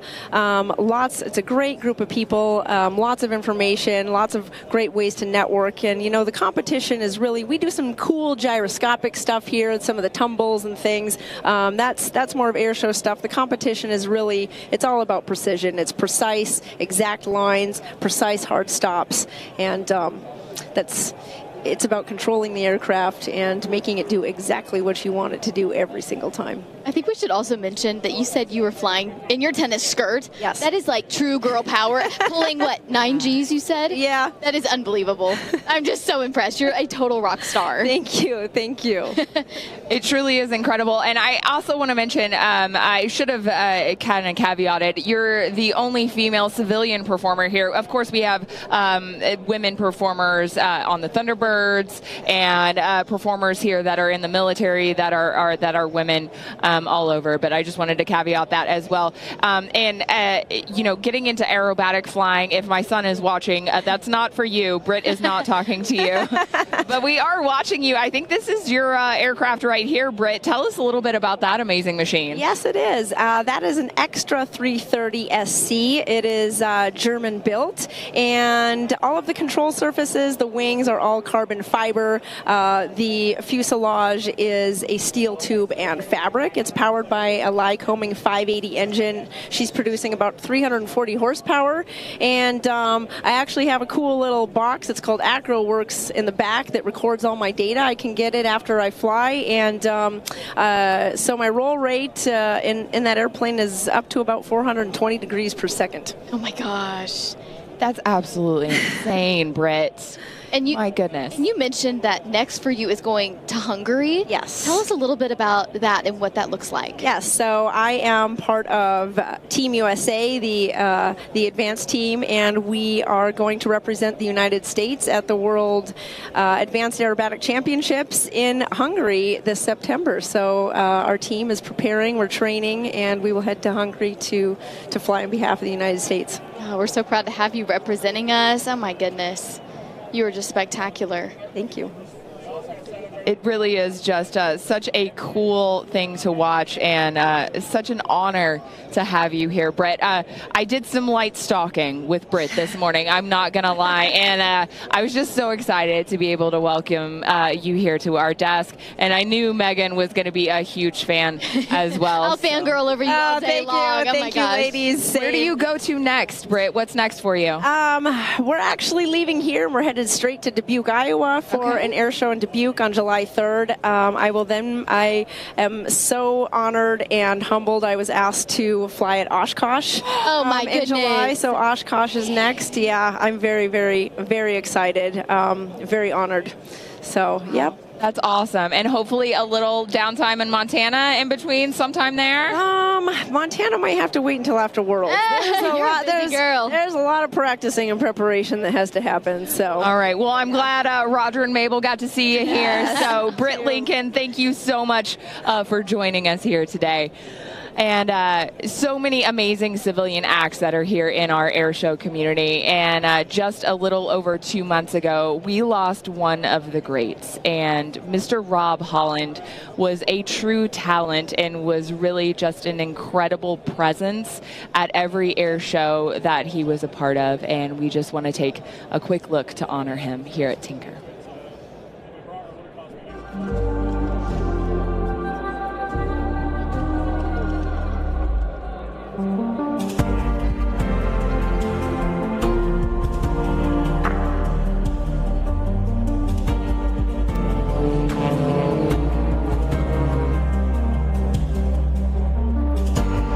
Signature maneuver from Rob Holland. It is called the Nivek. Very dedication to each and every one of us as we appreciate so much. And from the bottom of my heart, I'd like to dedicate this art to each and every one of them.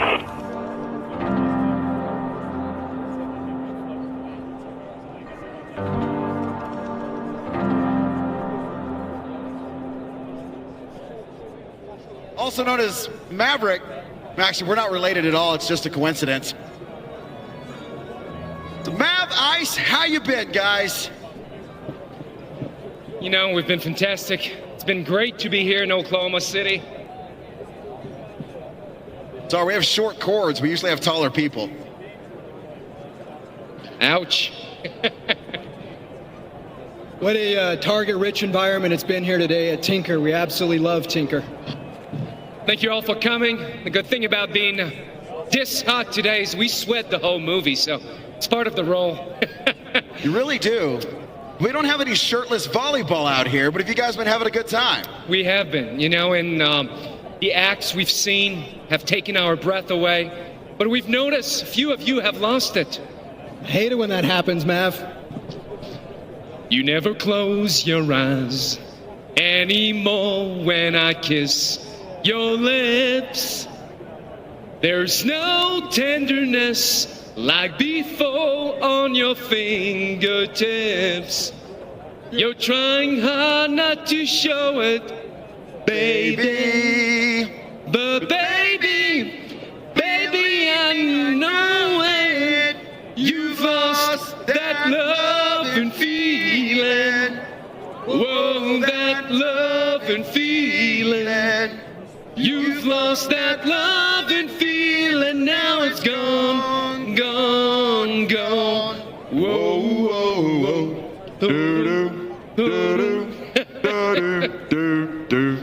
And remember, don't let your ego write checks your body can't cash. Stay hydrated. You're dangerous. That's right, I am. All right, now get off the airbus stand. You're too dangerous for me. You can be mine. Get out of here, guys. It was a pleasure.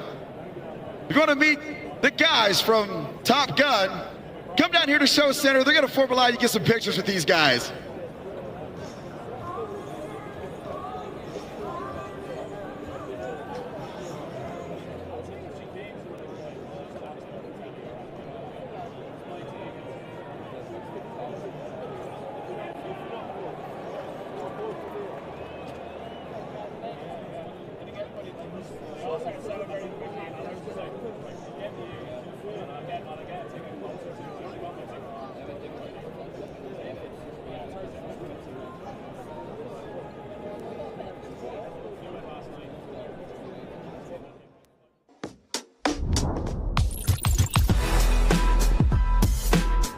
Calypso pass, so the 1 jet is upside down and the 5 jet is upside down and the 6 is mirroring it.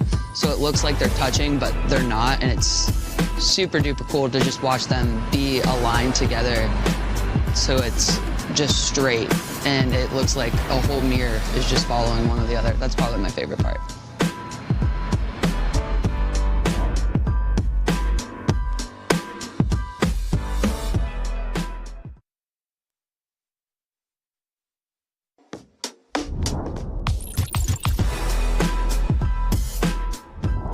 So my favorite maneuver is the Delta Bup, the bottom-up pass. That's the first time the Delta comes from the right to left, and it's the first time they join together, so it's all 6 jets flying together for the first time. And to me, it just culminates, it's all of our hard work that 130 people are doing that's coming together for the first time for the crowd. So the Delta Bup is my favorite.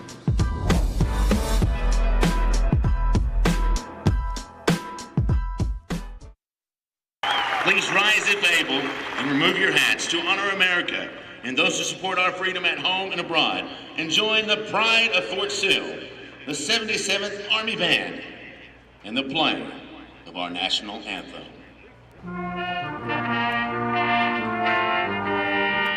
So I played softball in college. I played growing up. I played for about 31 years now. I quit playing in college, and then now I joined the United States Army, and I've actually had the privilege to continue playing for the Army. It's old people softball, what they call it, but it's still really competitive. It's still really fun. It's a great camaraderie, and I'm a firm believer that team sports help make you a better leader when it comes to being in the Army. Yeah, this is a great experience. You know, just being afforded the opportunity because of softball, because I play for the Army, it makes it really great. It's really, really special to be a part of this.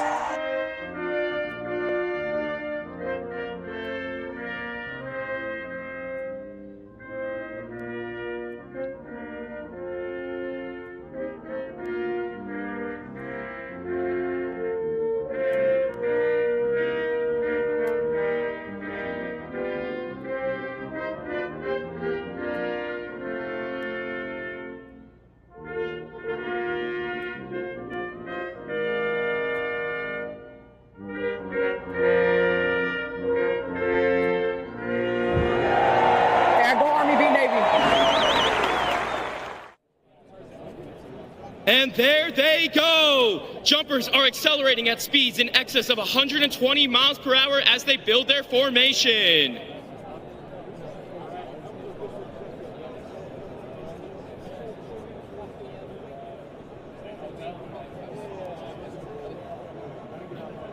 all jumpers have now made it to the formation. If you observe just a few thousand feet above, Captain Chad Suffolcool is performing a tandem skydive with Chief Master Sergeant Christopher Gradell, Command Chief of the 72nd Air Base Wing, exercising the vast capabilities of your U.S. Air Force parachuting team. Ladies and gentlemen, I present to you the Wings of Blue Bombers.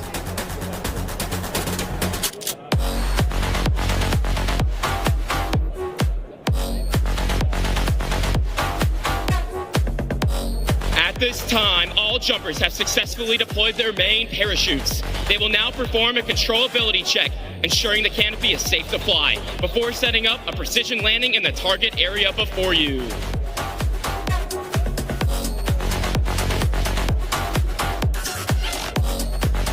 The Wings of Blue was founded in 1964 by a group of renegade cadet skydivers. We are proud to represent the United States Air Force at demonstrations such as this one. Each year, the Wings of Blue perform at more than 50 special events, displaying intricate aerial skills for more than 2 million spectators, jumping into events that include the College Football Playoff, the Orange Bowl, the Rose Bowl, and various air shows across the world.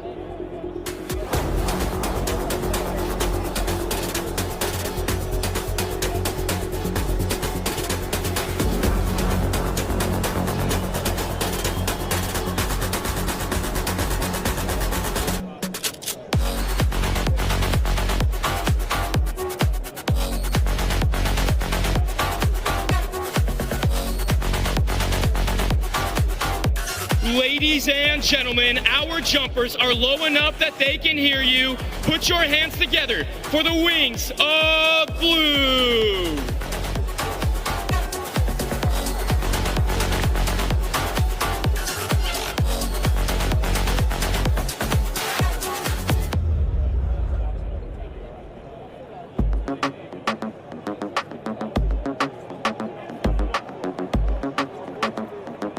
Leading in our jumpers from Parker, Colorado with 701 jumps. Let's hear it for Cadet First Class, Jack Brees.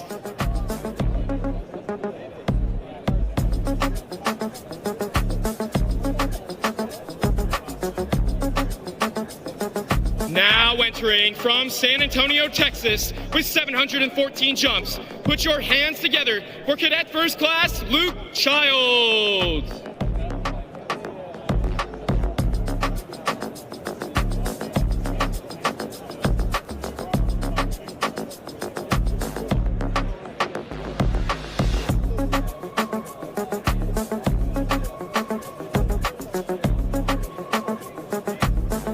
Let's make some noise from Singapore with 711 jumps. Give a warm Tinker welcome to Cadet First Class Avery Tan.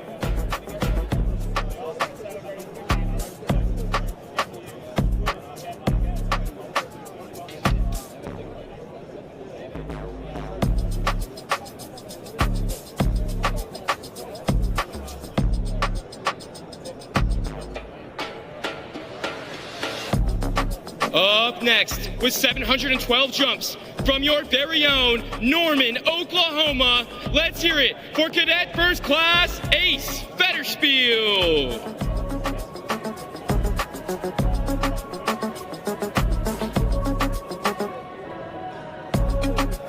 On his way in with 715 jumps from Lebanon, New Jersey. Get on your feet for Cadet First Class Carter Beswick.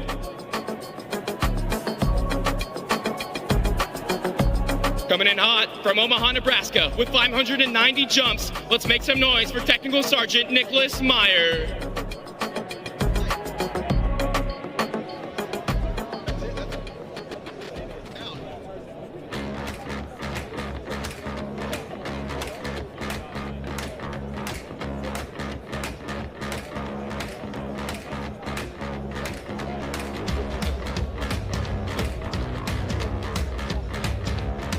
Airmanship 490 is the basic freefall parachuting course taught by each and every member of the Wings of Blue.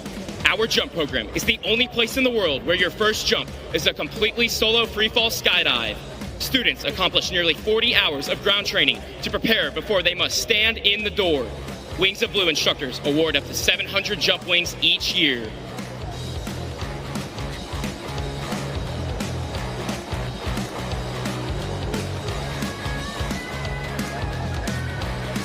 In addition to the demonstration team here today, the other half of the Wings of Blue is the competition team. The competition team has 26 cadets who compete in 2-way, 4-way, 6-way, accuracy, and canopy formation. The Wings of Blue competition team has dominated collegiate national skydiving championships for 35 consecutive years, making us the winningest collegiate parachute team in history.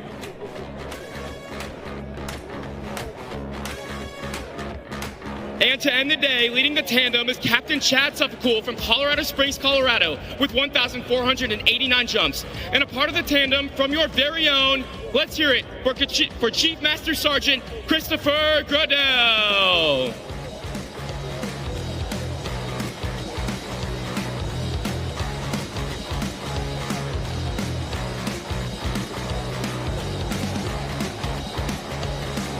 Let's get one more round of applause for today's jumpers.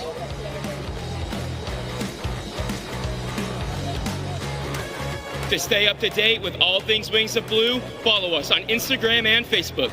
On behalf of Lieutenant Colonel Jonathan G. Locke Vogie, Commander of the 98th Flying Training Squadron, we hope you enjoyed today's demonstration. Thank you, and blue skies. All right, ladies and gentlemen, let's make some noise for the Wings of Blue! I mean, that was a little bit of noise. Are you guys getting tired? We still got a lot more to go here. We still got Craig Gifford coming up, and there's something else too. I forgot what it is.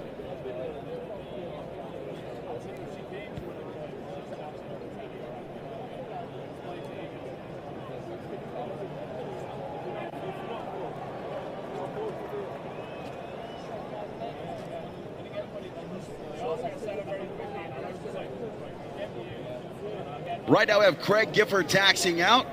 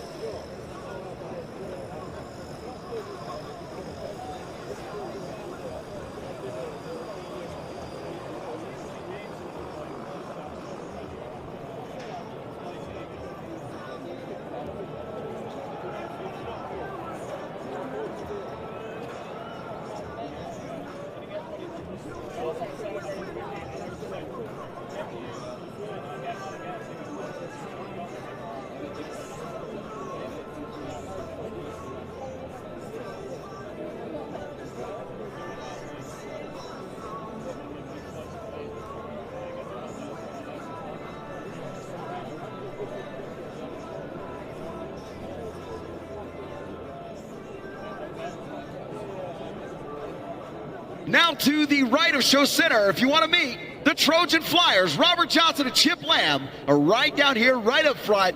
Come down and meet these men inside those amazing machines.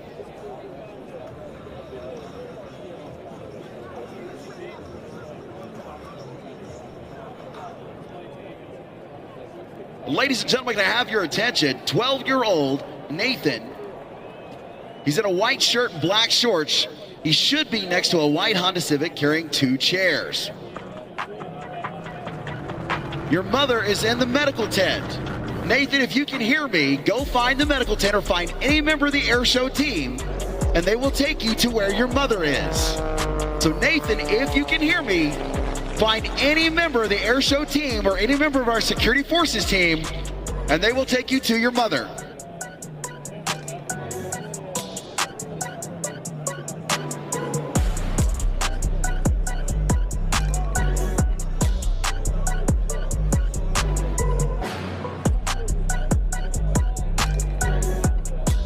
Little delayed. Craig didn't know we were already going, but here we go. Craig Gifford climbing way up high.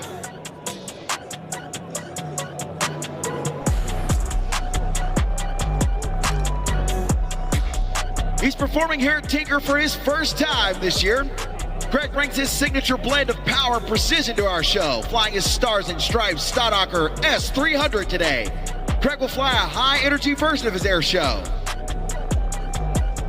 He's been flying his entire life. He's over 5,000 hours in dozens of different types of aircraft. He's been a member of the U.S. Aerobatic team since 2011 and has traveled the globe to compete in World Aerobatic Championships.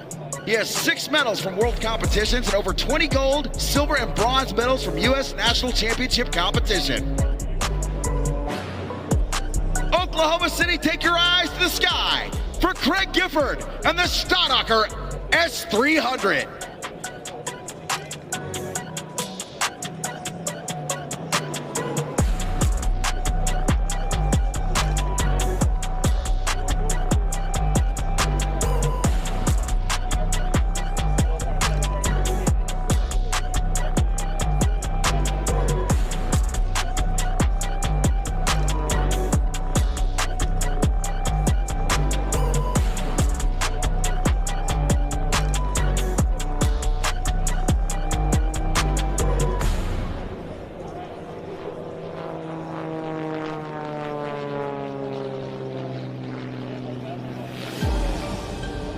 Greg is the coach of the U.S. National Aerobatic team competing in Hungary this September. You can follow the team as they pursue gold on their social media pages. Watch, he rips and flips that aircraft through the sky.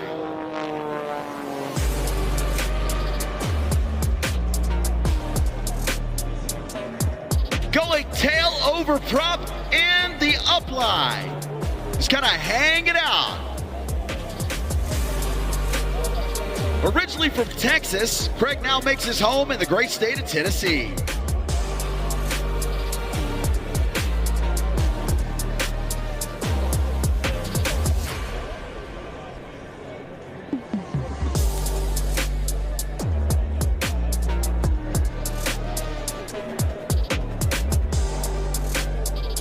Rolling on the down line back to show center.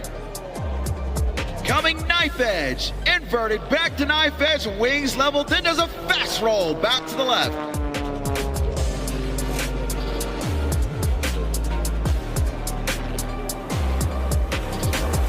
Climbing to the top of the tower, pushing the stick forward, going beyond 90 degrees. That's about 5 negative G's throwing him out of the seat.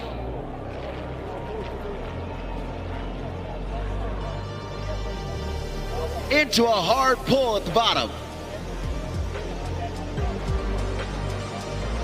Rolling, ripping, flipping, and tumbling up into the slow roll, then the push over the top.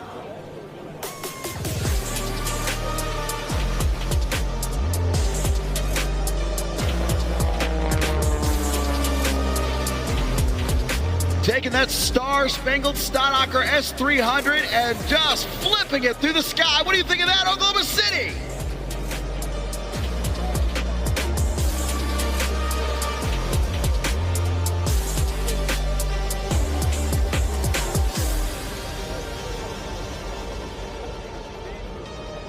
Slowly up over the top this time. Now watch that roll increases as he comes back towards show center.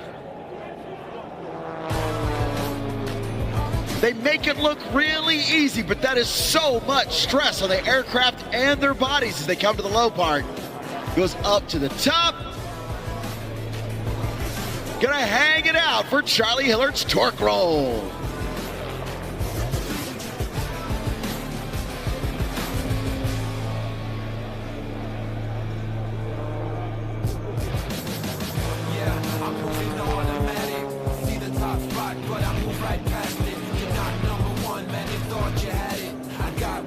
Tumbling on the upline. Now once again, he's just gonna stop the aircraft in the sky.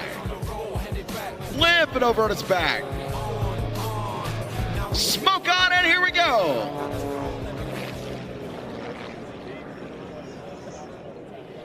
It's the final day, and we're into the final hours here at the Tinker Air Force Base Air Show. And really, when you look at it, just the logistics of an event like this, it's a monumental lift of people, facilities, brain power, supplies, just so many moving parts, Megan. No kidding. So much has been going on here. I was actually happy to come out on Friday and get to talk to Air Show Director and the commander of the 72nd Mission Support Group, Lieutenant Colonel Eric Kring. And also joining us here is Chris Moeller, who also had a hand in making this air show a huge success. Thank you both so much for stopping by. We know you're very busy. Well, thank you for having us. We are super excited to see a year's worth of effort from a team of over 100 individuals come together like this. And so it has been a fantastic 2 days. We've got nothing but positive indications from the crowds, and just watching the AWACS just keep flying, and it's been a good time. So you mentioned planning for more than a year or two. Talk a little bit about what goes into the planning of an air show of this capacity. Okay, yeah, so we actually started about 2 years ago, where we actually have to put in our initial request for our headliner acts, and we got the Thunderbirds. So it's the first time in over 7 years that the Thunderbirds have been here at Tinker Air Force Base. And then we start our meetings about a year out. We do them once a month, and so that's a lot of our initial planning. And then we'll hit ICAS, or the International Council of Air Shows, in December, the December prior to the air show, where we can go solicit for the rest of our air acts. And we got lots of different ones, such as the MV-22 Osprey from the Marines. So that's the first at Team Tinker. We were able to secure the Wings of Blue, which just recently jumped. We got C-17 demos, KC-46 demos, Team Vance. Yeah, we just had a lot of different opportunities, and we're so excited and so happy. Mr. Moeller, tell me a little bit about what role the local community here in Oklahoma City plays. Well, we have the privilege of volunteering our services, and we work with the City of Midwest City and the Midwest City Chamber of Commerce, and also the local Air and Space Forces Association and my company, Star Solutions. And we're able to help bring in a lot of assets and support the show. For example, this year we have 6 air acts that we help bring in. We brought in Kyle Franklin. They're kind of a comedy air act. Brittany Lincoln, she flies an extra 330. She's a female aerobatics specialist. Craig Gifford, who actually is her boyfriend, and he's flying right now. Oh my goodness! Yeah, so it's kind of fun to watch him while we're sitting here talking and everything. And but then in addition to that, Tora, this is a reenactment of the bombing of Pearl Harbor.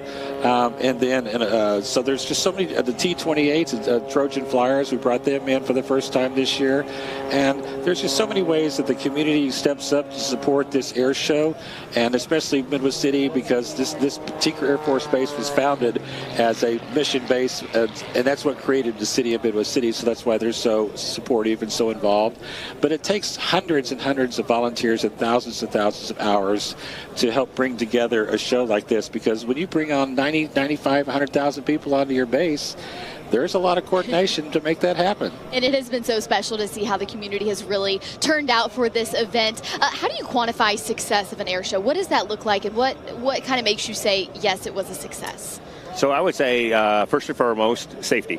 And so we wanted a safe show where we could open our gates, we could bring in our community partners that have been so supportive of us here at Tinker Air Force Base. And so it's just an opportunity for us to give back to the community, kind of demonstrate who we are and what we do for our nation here at Tinker. And then, we just want people to have fun. And so we have so many different activities here. Actually, my family was just watching the drill team here about 20 minutes ago. And so I watched them earlier this morning. Absolutely fantastic performance. We got... I think Craig knew we were on the air. He wanted to give us a little flyby there. I think Craig was waving at us. Yeah, that's what it was. It is always so hard to focus with all that going on. I was going to say, I love the sound of air power. So, but we got Stem City. We have the military working dogs each day. We have the largest recruiting section that we've ever had at an air show here, so over 19,000 square feet, every single service represented. The amount of VRs that we have over there, so I actually got to fly a F-35 VR going through a canyon and able to engage targets. And so kind of like the Top Gun 2 movie that had come out about a year ago, and we actually have Maverick and Iceman here walking around too, doing pictures, autographs, and so another fan favorite. So.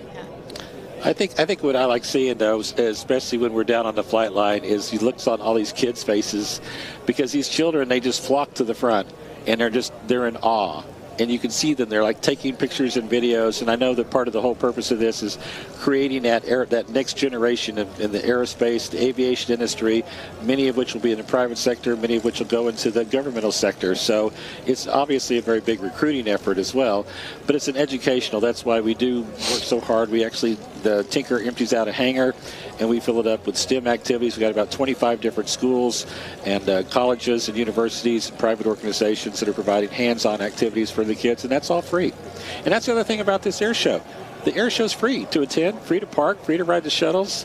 I mean, it's huge. It's huge. It's huge. And watching all generations take part, it doesn't matter if you're 3 years old, 5 years old, or if you're in your 60s or 70s, whether it's your first air show or it's your 20th, it's like the looks on the faces are the same regardless. And the pride that everybody feels for this country, for all of our branches of military, I mean, I can't get enough of it. I could come back for day 3, day 4, day 5. It's been spectacular. Megan, I'm only doing that if you can lower the temperature by about 30 degrees. I wish. It is a little toasty out here, but we're still having a great time. I always like to say, if you watch any major sporting event that has a flyover, everybody stops to watch the jets. It doesn't matter how famous you are, what age you are, everybody is watching the jets. So with that in mind, gentlemen, tell me what's in store for 2027 here at Tinker.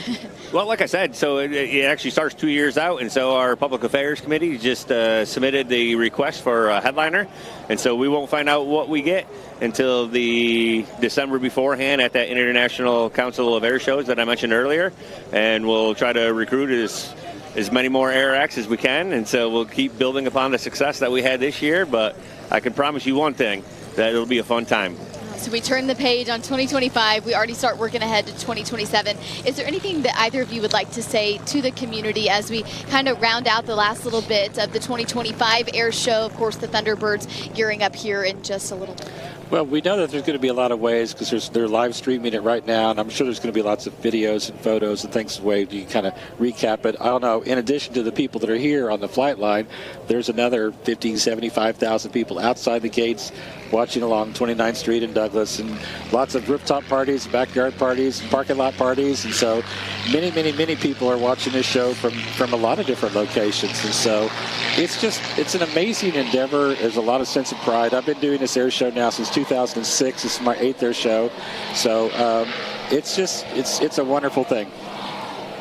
Congratulations to you both on just such a fantastic, successful, safe weekend here at the Tinker Air Show. We are coming down to the final hour or so of the air show, but there's still more to come. Don't go away. The Tinker Air Show is on now.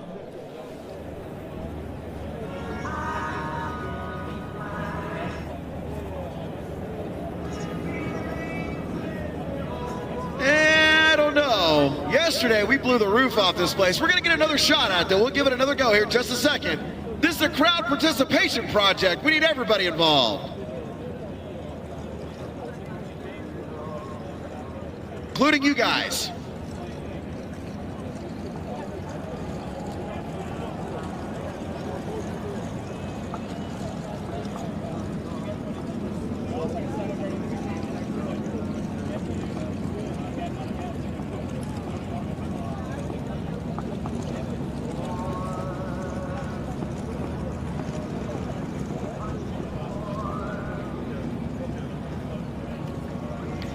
All right, redemption's in sight.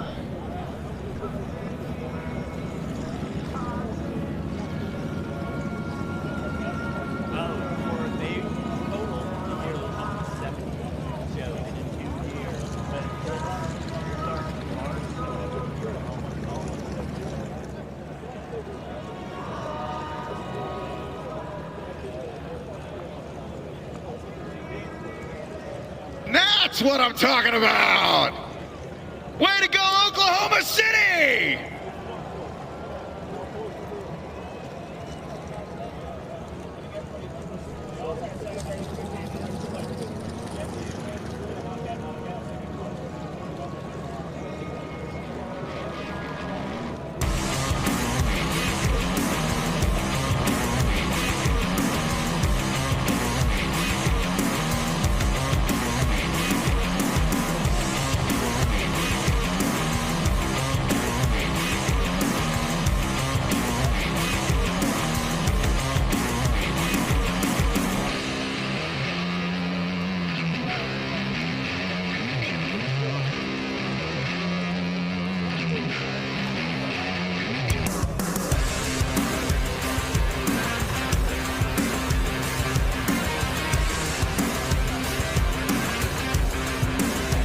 You guys down here getting pictures and autographs with Maverick and Iceman, be careful.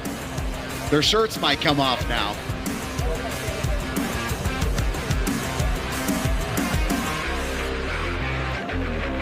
Remember, guys, this is a family show.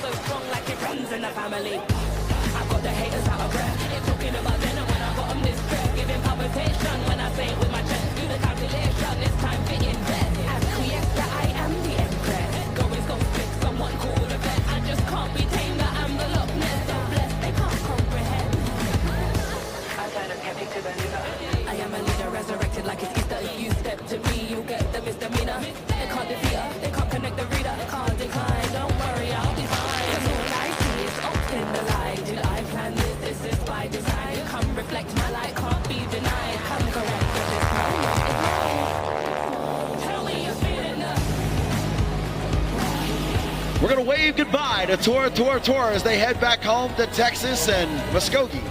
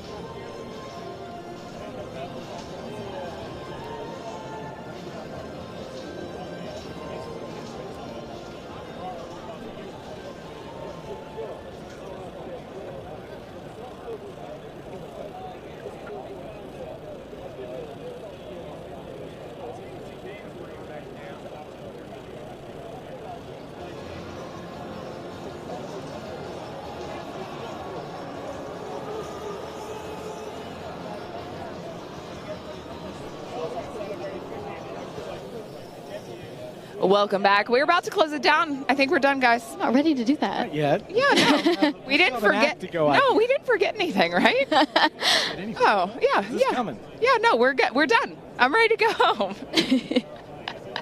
No? Okay. All right. All right. I guess we still have one more to go. Our headline act, the United States Air Force Thunderbirds, America's ambassadors in blue, are about to start their show here in just a little bit.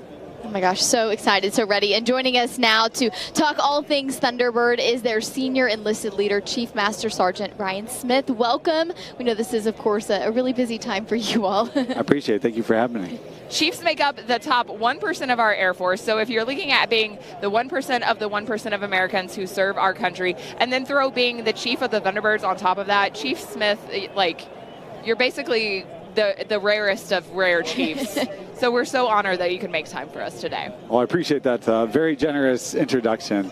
It's an honor to be a Chief, and even more so to be a part of such an elite team and represent the Thunderbirds. So you're responsible for all the enlisted members on the team. What does that mean for your daily life, and what does that look like? Yeah, so as a senior enlisted leader, my main role is to advise boss, our commander, on all enlisted matters. I focus on readiness, training, professional career development, and as well as just overall morale and welfare of the team.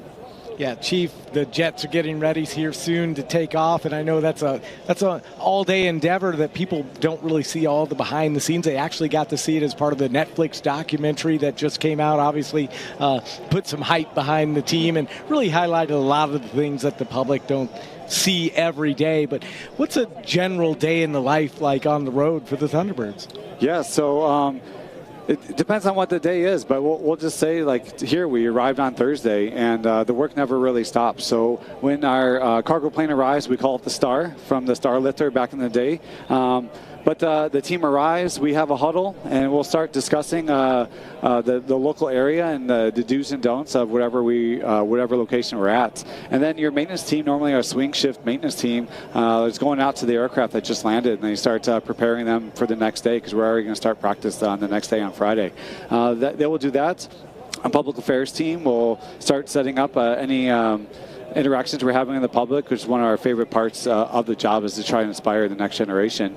And then we also have some behind-the-scenes comm personnel getting our comm trailer ready for the next day, and we have a whole cyber team that's getting the debrief room set up as well. So there's always something going on, and then it just rolls us into the next day where we continue to work on the aircraft, get them ready for however many practices we may have. Tell us, you were obviously not born a Chief or born a Thunderbird. So what was your kind of role in the Air Force before you came to the team? Yeah, so I joined the Air Force in 2002. So funny story is that in 2001, I swore in at the Cleveland Air Show by none other than the Thunderbirds. That's so cool. So yeah, I was a young high school student at that time, but I joined the Air Force in 2002, and I followed in my brother's footsteps. My brother was already in the Air Force. He kind of paved the way for me. Shout out to him. He's also a Chief. Oh, so cool. Yeah, thank you. Yeah, and then I joined, and I'm F-16 avionics by trade, so I've been working on these aircraft since 2002. So Dan, ask your question then.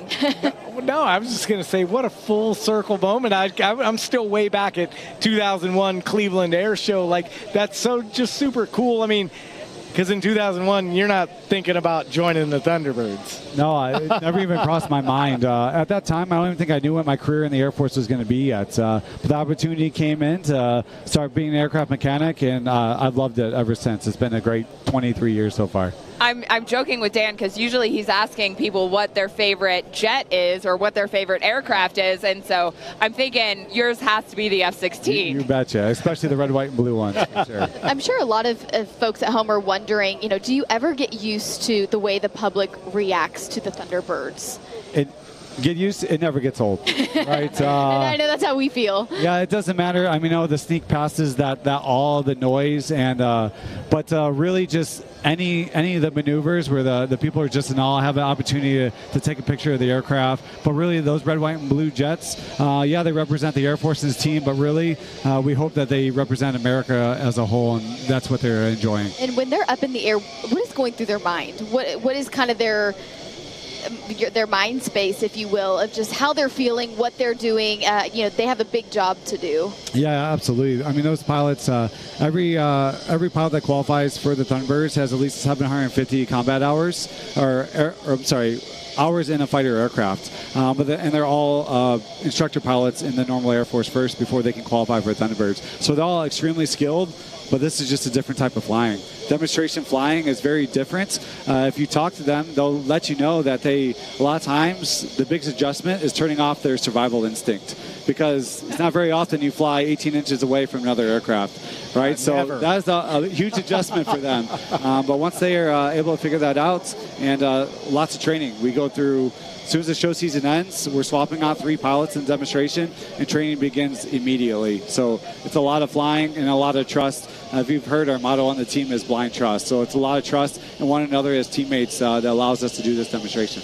Yeah, so I was curious too, like, I know you kind of, when you apply to be with the Thunderbirds, there's kind of an eyes wide open approach to it, like you probably did a little bit of research, but I'm curious about the after you get selected and then you begin and join the team.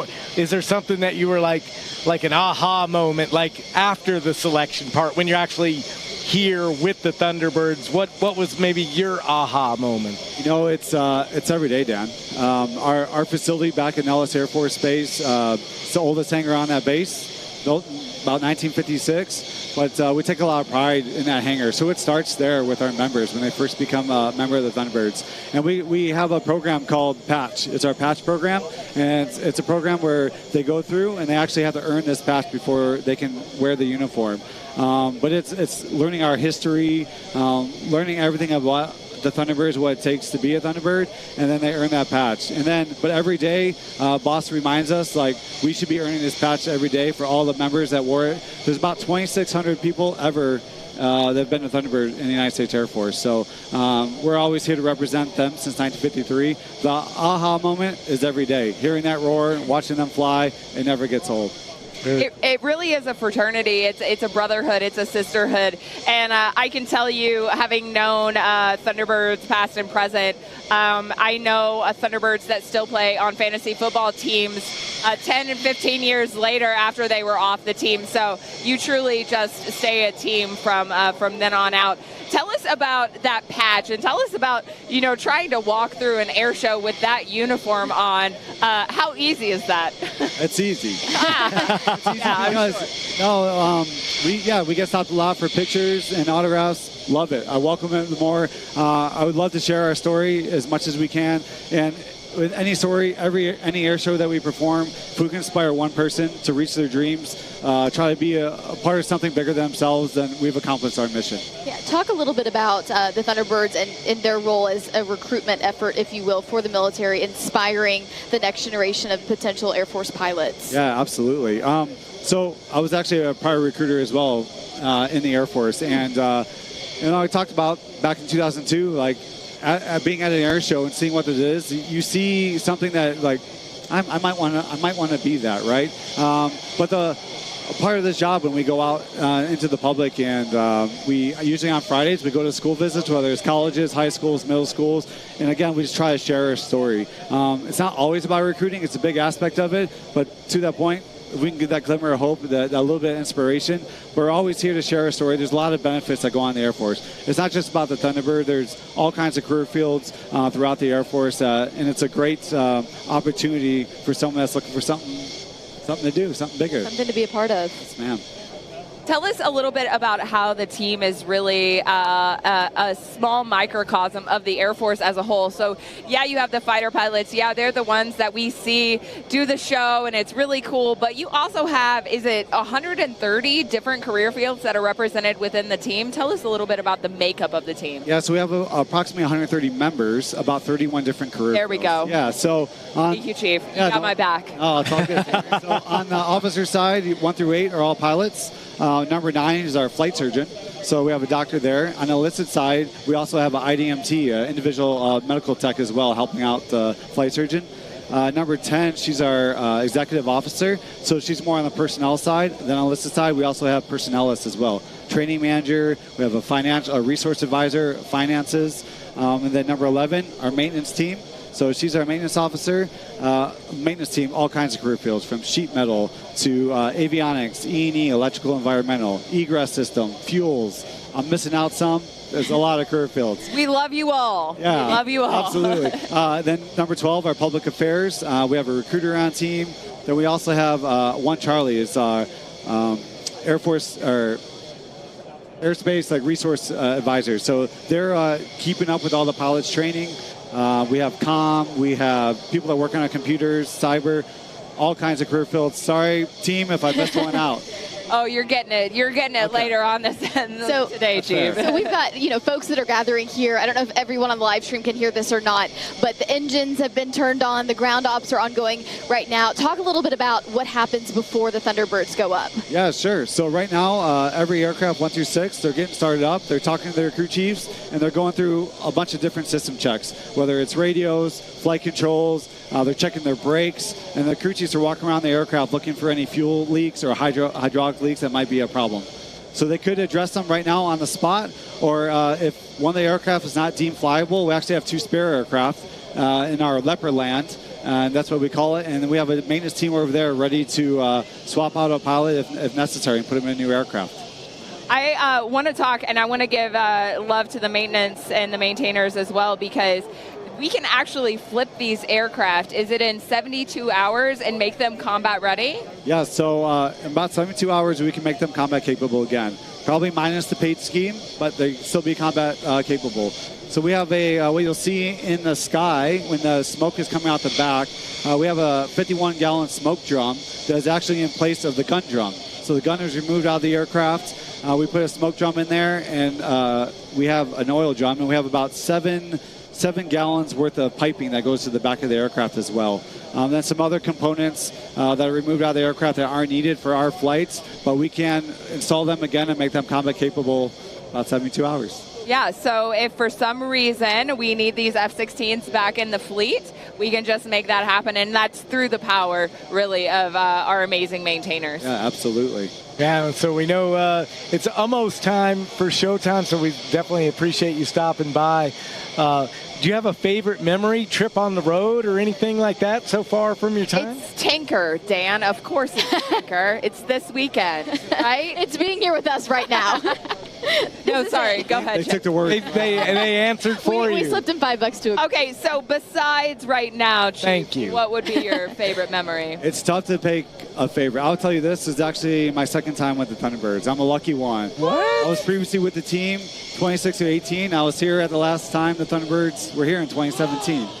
But if I were to pick a favorite, I'm going to have to go my hometown Cleveland over the lake. All right. Or because it's a hometown. Every show is great. Tinker has been an amazing show. We loved being here. See, we keep it real on this show. Here we go. So what was that like going back to Cleveland and doing the Cleveland Air Show where you actually enlisted at that full circle moment? My goodness. Yeah, it was a great feeling. It was absolutely amazing being able to bring my family there and seeing it from a different aspect. And then we're actually heading there again this Labor Day, so get to do it one more time. Very cool. Oh my gosh. And there they go. Oh, 6 are taxiing. I think that's our cue, Caitlin. Yeah, I think so. We're going to watch America's Ambassadors in Blue. Take it away.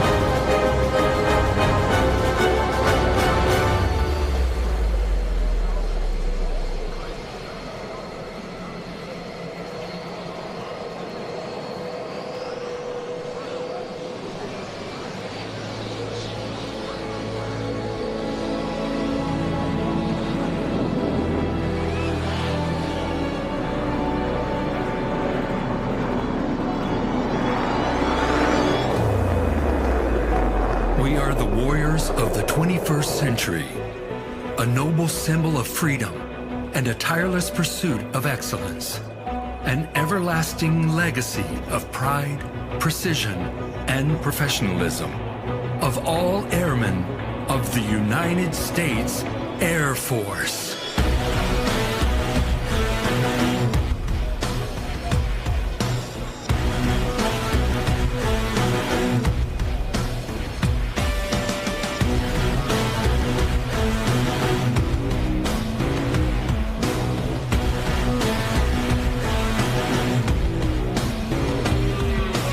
Since 1953, we have demonstrated.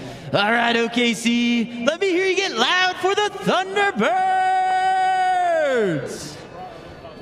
All right, you can do better than that. Let me hear you get loud for the Thunderbirds. I'm Major Brandon Maxson, Thunderbird 8, the team advanced pilot and narrator from Ontario, California. Yeah, it's great to be here at Tinker Air Force Base, and today I want to tell you about the Thunderbird mission, a demonstration of the teamwork, dedication, and professionalism that mirrors that of your Air Force, active duty, Guard, and Reserve personnel deployed around the globe.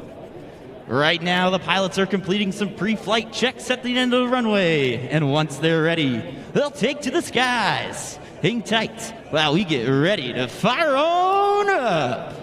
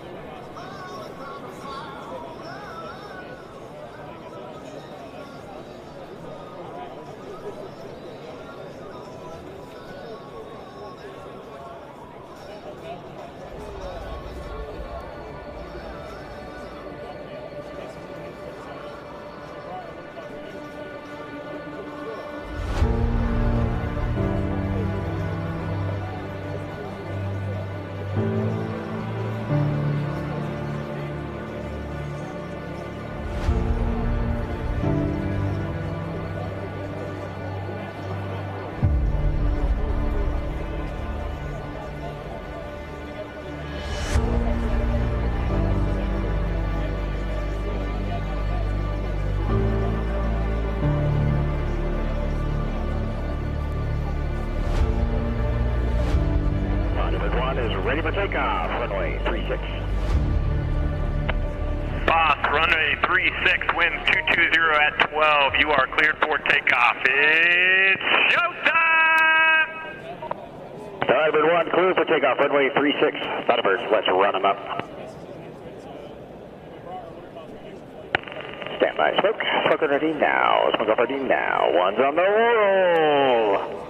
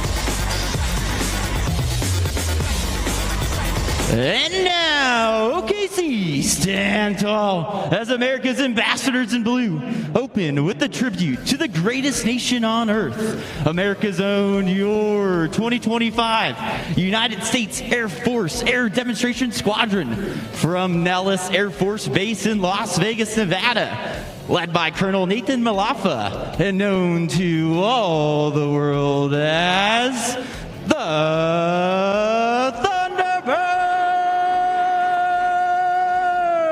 Woo!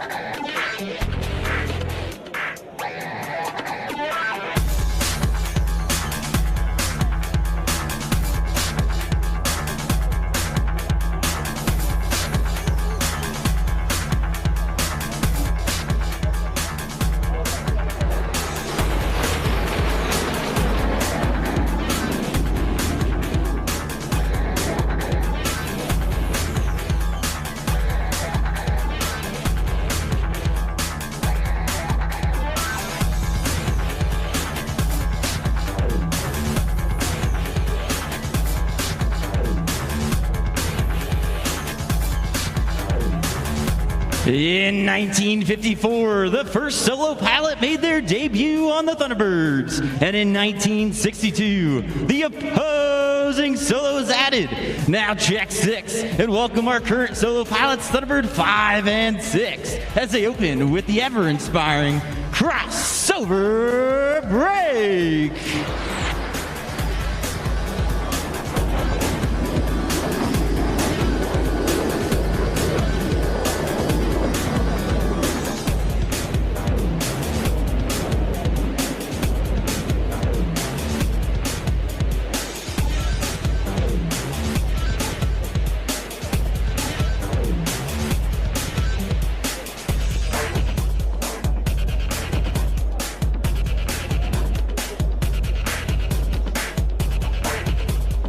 Thunderbird fans, have your cameras ready for a picture of formation flying at its finest as the diamond is approaching from the right at a mere 18 inches apart from wingtip to canopy for your 2025 Diamond Pass in Review.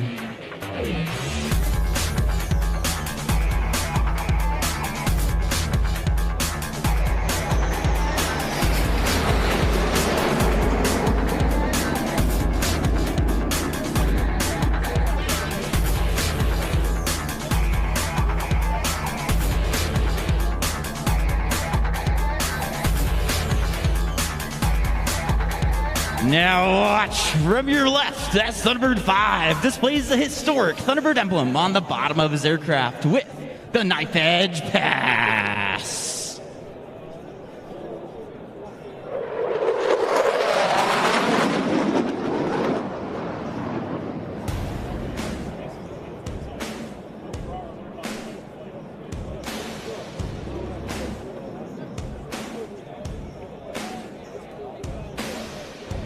The original Thunderbird Diamond was led by Major Dick Catledge, with twin captains Buck and Bill Patillo as wingmen and Captain Rob Kanaga as a slot pilot. Now look back to your left as the current Thunderbird Diamond maintains precise formation position in the Diamond Row.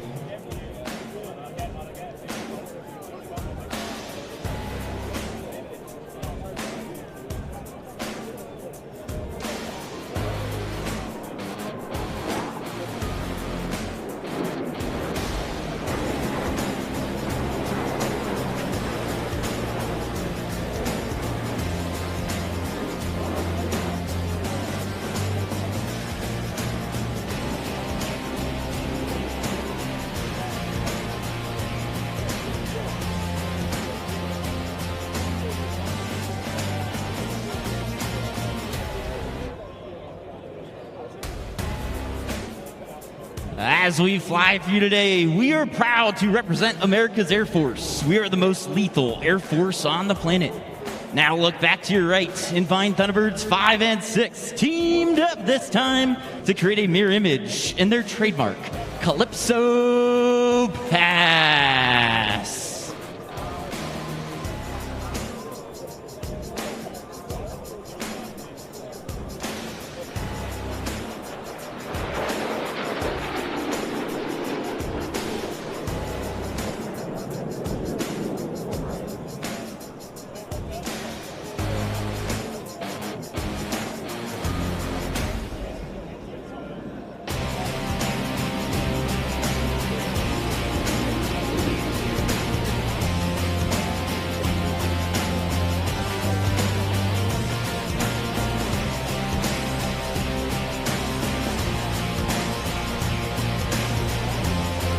Ladies and gentlemen, the diamond is approaching from over your left shoulder in the tight echelon formation. Watch as 1 becomes 4 with the echelon pass in review.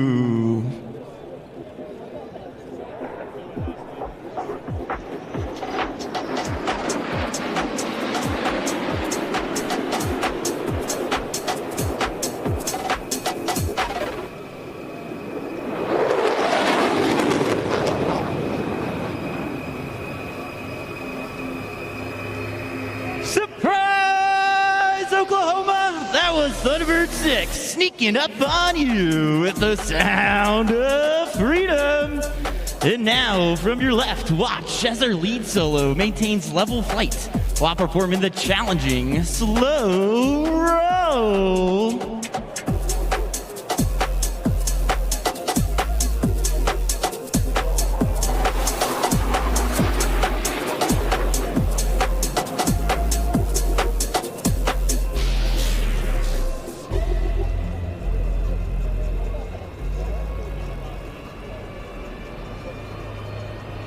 Inbound from the right, Major Scholl will demonstrate the extraordinary roll performance of the F-16 with 4 consecutive aileron rolls at low altitude.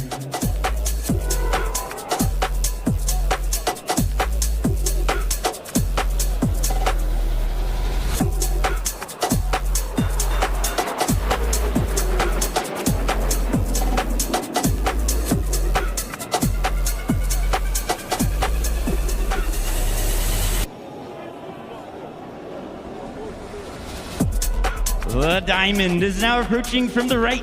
This is a rare opportunity to go inside the cockpit of Thunderbird 1 as Colonel Nathan Malafa calls for the 4 diamond pilots to perform simultaneous aileron rolls in close formation.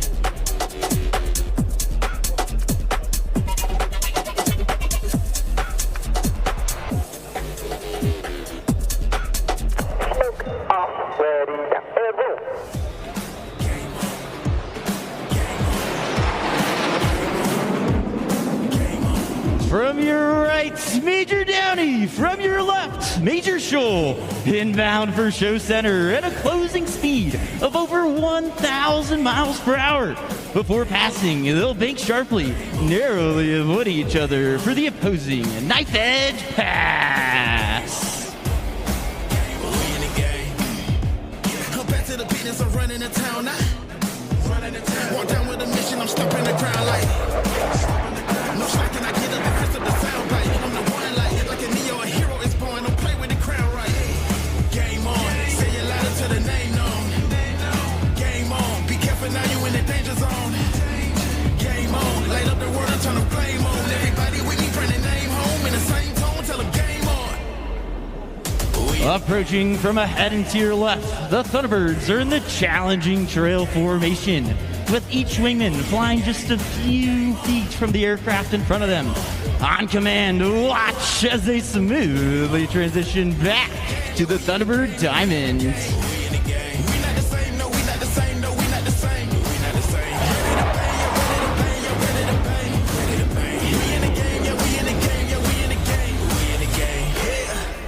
Follow the leader, I know where to go. They model the beast, I put on the show. I'm already cold. I'm awoke. Our two solo pilots, Simmer and Rogue, have once again positioned themselves on opposite ends of the show line to cross that show center for the inverted pass. A difficult maneuver made even more challenging since Thunderbird 5 is approaching upside down.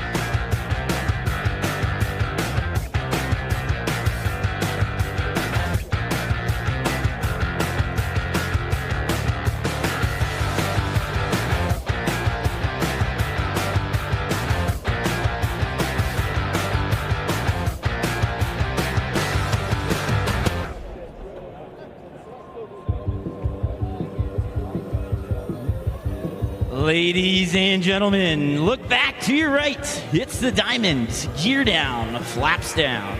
Above them in hot pursuit, look for smoke. That's Major Downey closing in on the Diamond at over 500 miles per hour. Watch as he maneuvers his F-16 to intercept and overtake the Diamond directly in front of you.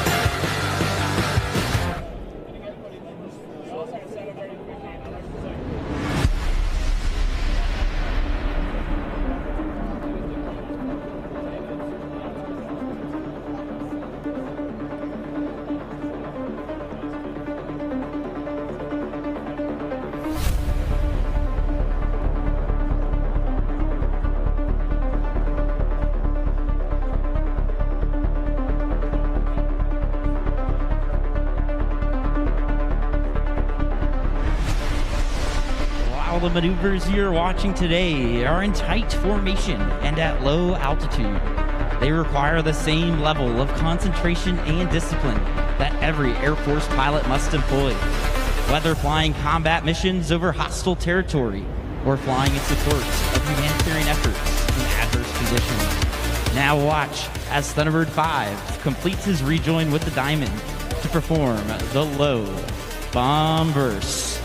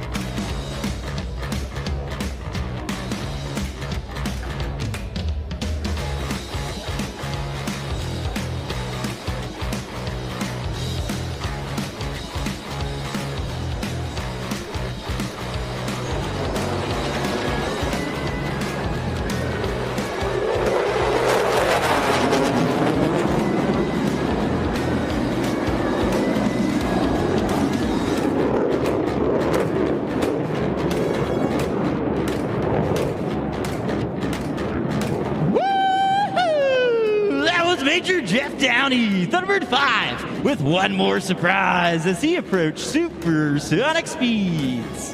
And while supersonic speeds are critical in chasing down the enemy, slow speed handling is just as important in aerial combat. Now, from the right, find Major Shoal. Low and slow.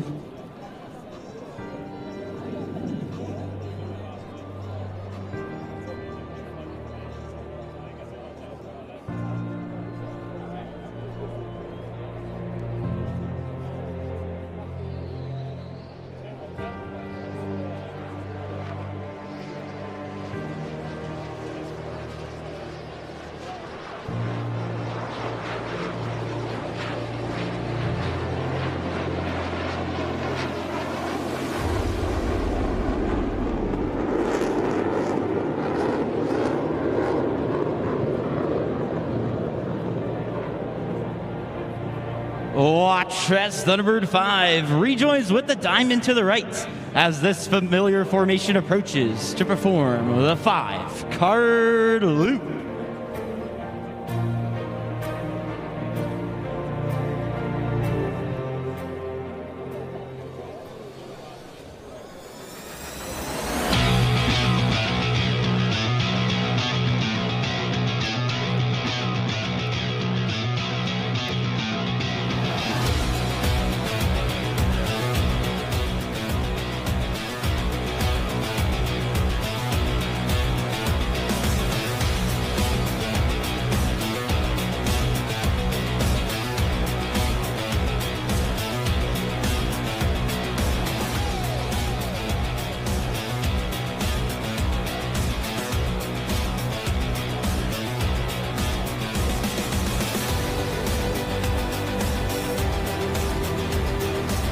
Now, from your left, Major Shoal will demonstrate the exceptional climbing performance of the F-16 as she climbs 3 miles straight up.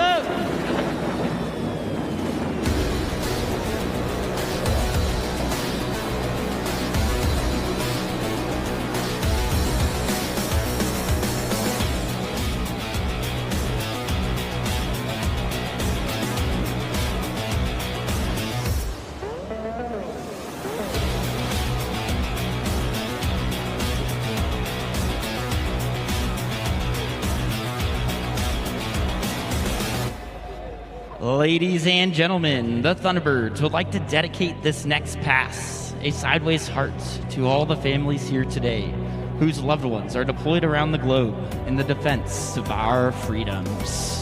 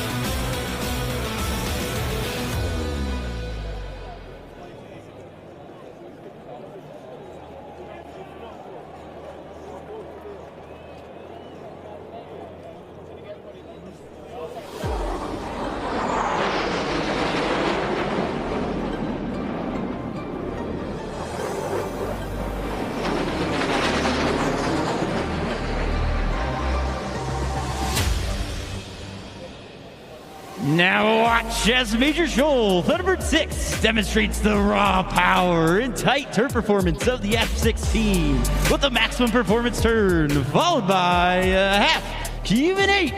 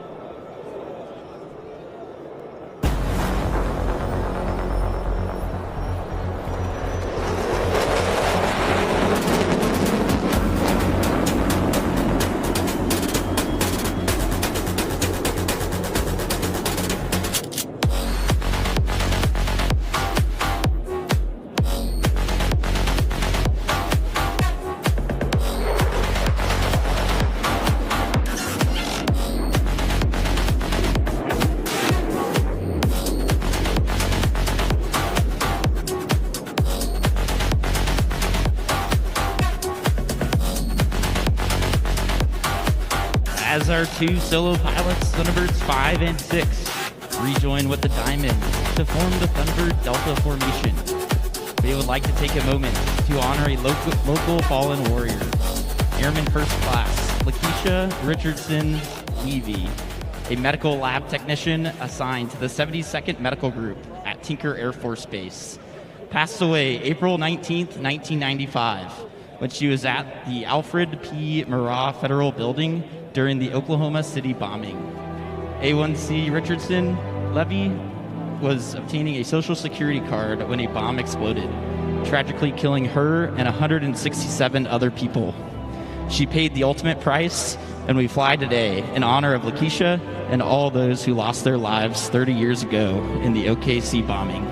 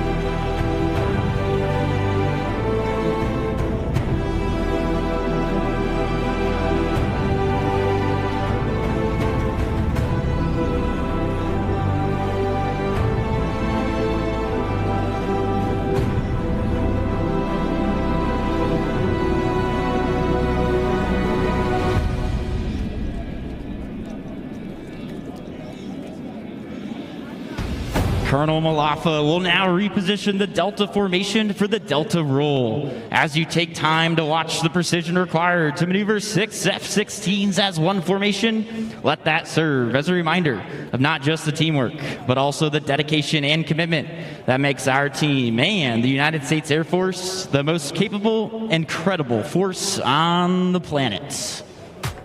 Ain't nobody in my lane. Me and you, we ain't even playing the same game. Take my own credit, no need to drop names. Drop the weight, clean slate, I'm insane. It's giving insanity on a melody. More flow than a manatee. Levels that I reach, man, I defy gravity. Heart so strong like it runs in the family. I got the haters out of breath. Ain't talking about then when I got on this track. Giving palpitation when I say it with my chest. Do the calculation, this time fit in bed. As yes, that I am the empress. Going so split, someone call the vet. I just can't be tamed, but I'm the Loch Ness. So blessed, they can't comprehend. I turn a skeptic to believer. I am a leader, resurrected like it's Easter. If you step to me, you'll get the misdemeanor. They can't defeat us, they can't connect the reader. Can't decline, don't worry, I'll be fine. Cause all I see is opt in the line. Did I plan this? Is this by design? Come reflect my light, can't be denied. Come correct. As the Delta soars above, we are proud to represent the 68,000 airmen who are deployed around the world. While our airmen, guardians, soldiers, sailors, coasties, and Marines risk their lives every day to fight for democracy, it is the families that stay behind who are the silent heroes of our military. Their sacrifices do not go unrecognized. And we thank every mom, dad, husband, wife, son, and daughter who support their deployed military member each day while they fight to keep our country the land of the free and the home of the brave.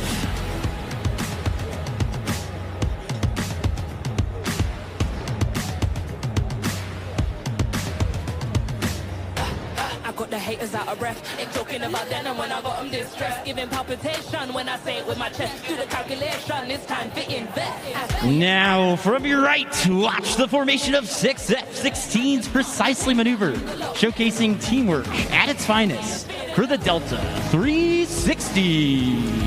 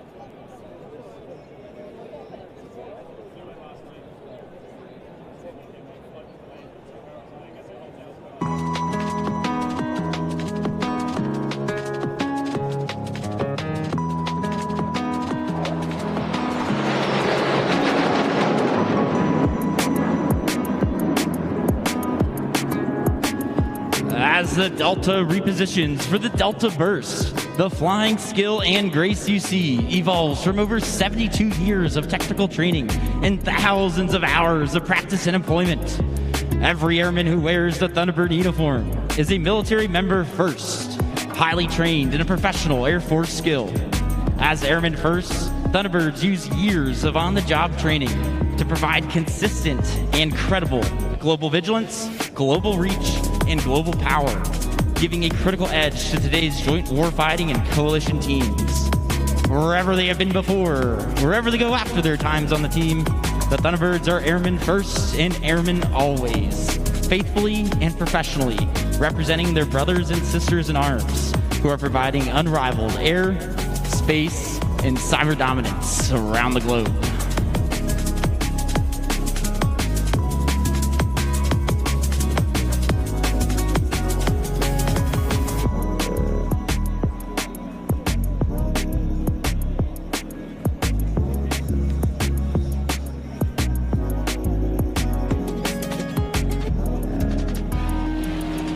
Approaching from directly in front, your 2025 Thunderbirds and the inspirational Delta Burst.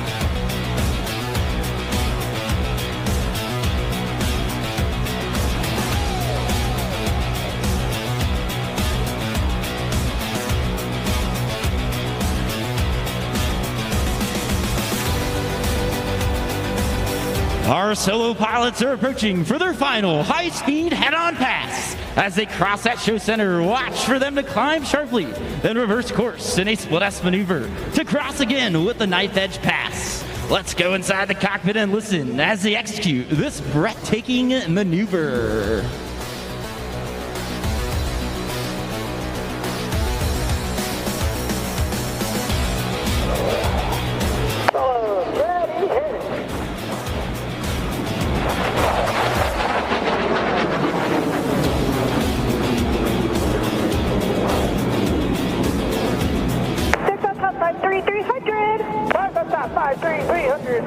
On the line. Gotcha, 5.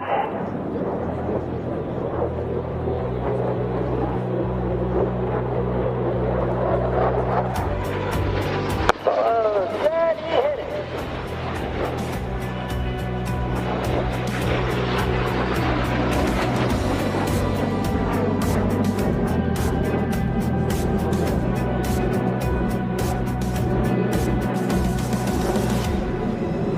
Ladies and gentlemen, no other maneuver is more closely associated with the Thunderbirds than the one you are about to see. Look to your left as the diamond approaches for the high bomb burst.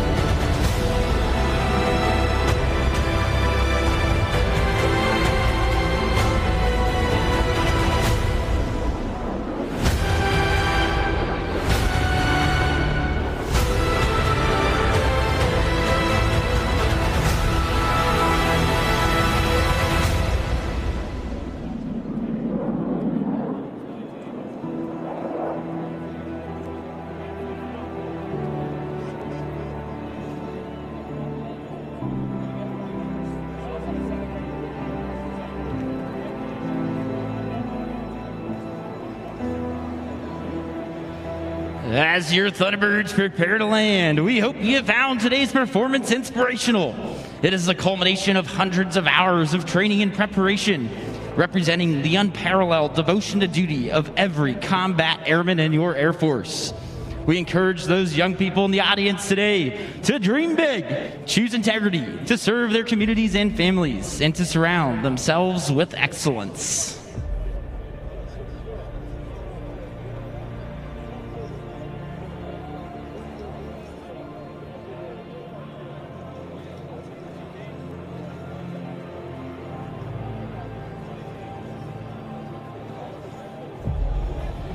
As our F-16s come to land, we'd like to thank you for your continued support of the United States military and the Air Force. It has been our great honor to represent America's airmen with our performance today. The Thunderbird officers and enlisted representatives are planning on coming forward to sign some autographs and talk about the great opportunities that exist in today's Air Force. This will take place along the crowd line at Show Center near our communications trailer, Judy. We hope you'll stick around, give us the opportunity to meet you, sign some autographs, take some selfies, and let us answer any questions you may have about serving this great nation. Please visit us at airforce.com. America's ambassadors in blue, the Thunderbirds, hitting the deck here in Oklahoma. Dan Hawkins, Caitlin Jones-Martin, Megan Gold. Chief, you're back. I love it. Colonel Harris, he's back, the commander of the 72nd Air Base Wing. Gentlemen, great weekend, huh?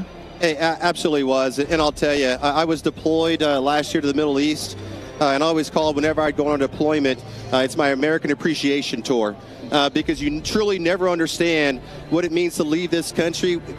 But I did it last year, wearing this uniform, and served for 365 days during the Gaza conflict as well.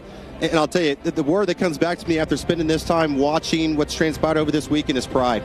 Pride in our country, and also I know that this is reaching a national audience. I'm going to say thank you to everybody watching. Those of us in uniform, the reason why we do what we do is to serve this great country. And when you see the Thunderbirds that are flying today, and just the thunder that they bring as they cross the skies, it's a reminder to all of us as Americans just what a great country we live in, and just that we have the greatest military in the world. And Army, Air Force, Navy, Marine Corps, Coast Guard, and Space Force, we all operate as one overseas. But I'll tell you, we are so happy when we come back to the US of A. And I'll tell you, to have this as a capstone for the great state of Oklahoma, I'll tell you, this is just the one word I would say is pride. So thank you for having us. Thank you for all of you that are watching nationwide. Thank you for all of us wearing this uniform, that we could not do what we do, but we do it because of you. Thank you. I mean, I'm ready to re-enlist right now. Let's do it. I did want to take a moment. This is Senior Master Sergeant Caitlin Jones-Martin, final broadcast as an active duty service member. Caitlin, I'm choked up, but thank you for your service. Thank you. Thank you, Dan. Thank you, Colonel Harris. Thank you, Chief. Please thank the men and women of the 72nd Air Base Wing for just an amazing show. I know the logistics lift, the volunteers. Me and Dan always talk about it every air show we go to. The guys out there that are checking bags, checking IDs, the medics walking up and down this tarmac all day. Absolutely incredible participation from everybody in the 72nd. So kudos to you. Please pass along our thanks. Thank you so much. There was thousands of volunteers only on this base, but also the local community. And that speaks to Midwest City, Oklahoma City, and Dell City, how we were able to come together. 2 years of planning and put this show in action. And as you can see, it was flawless. Saturday and Sunday, crowds are departing, but a lot of happy kids seeing Thunderbirds and meeting Tink.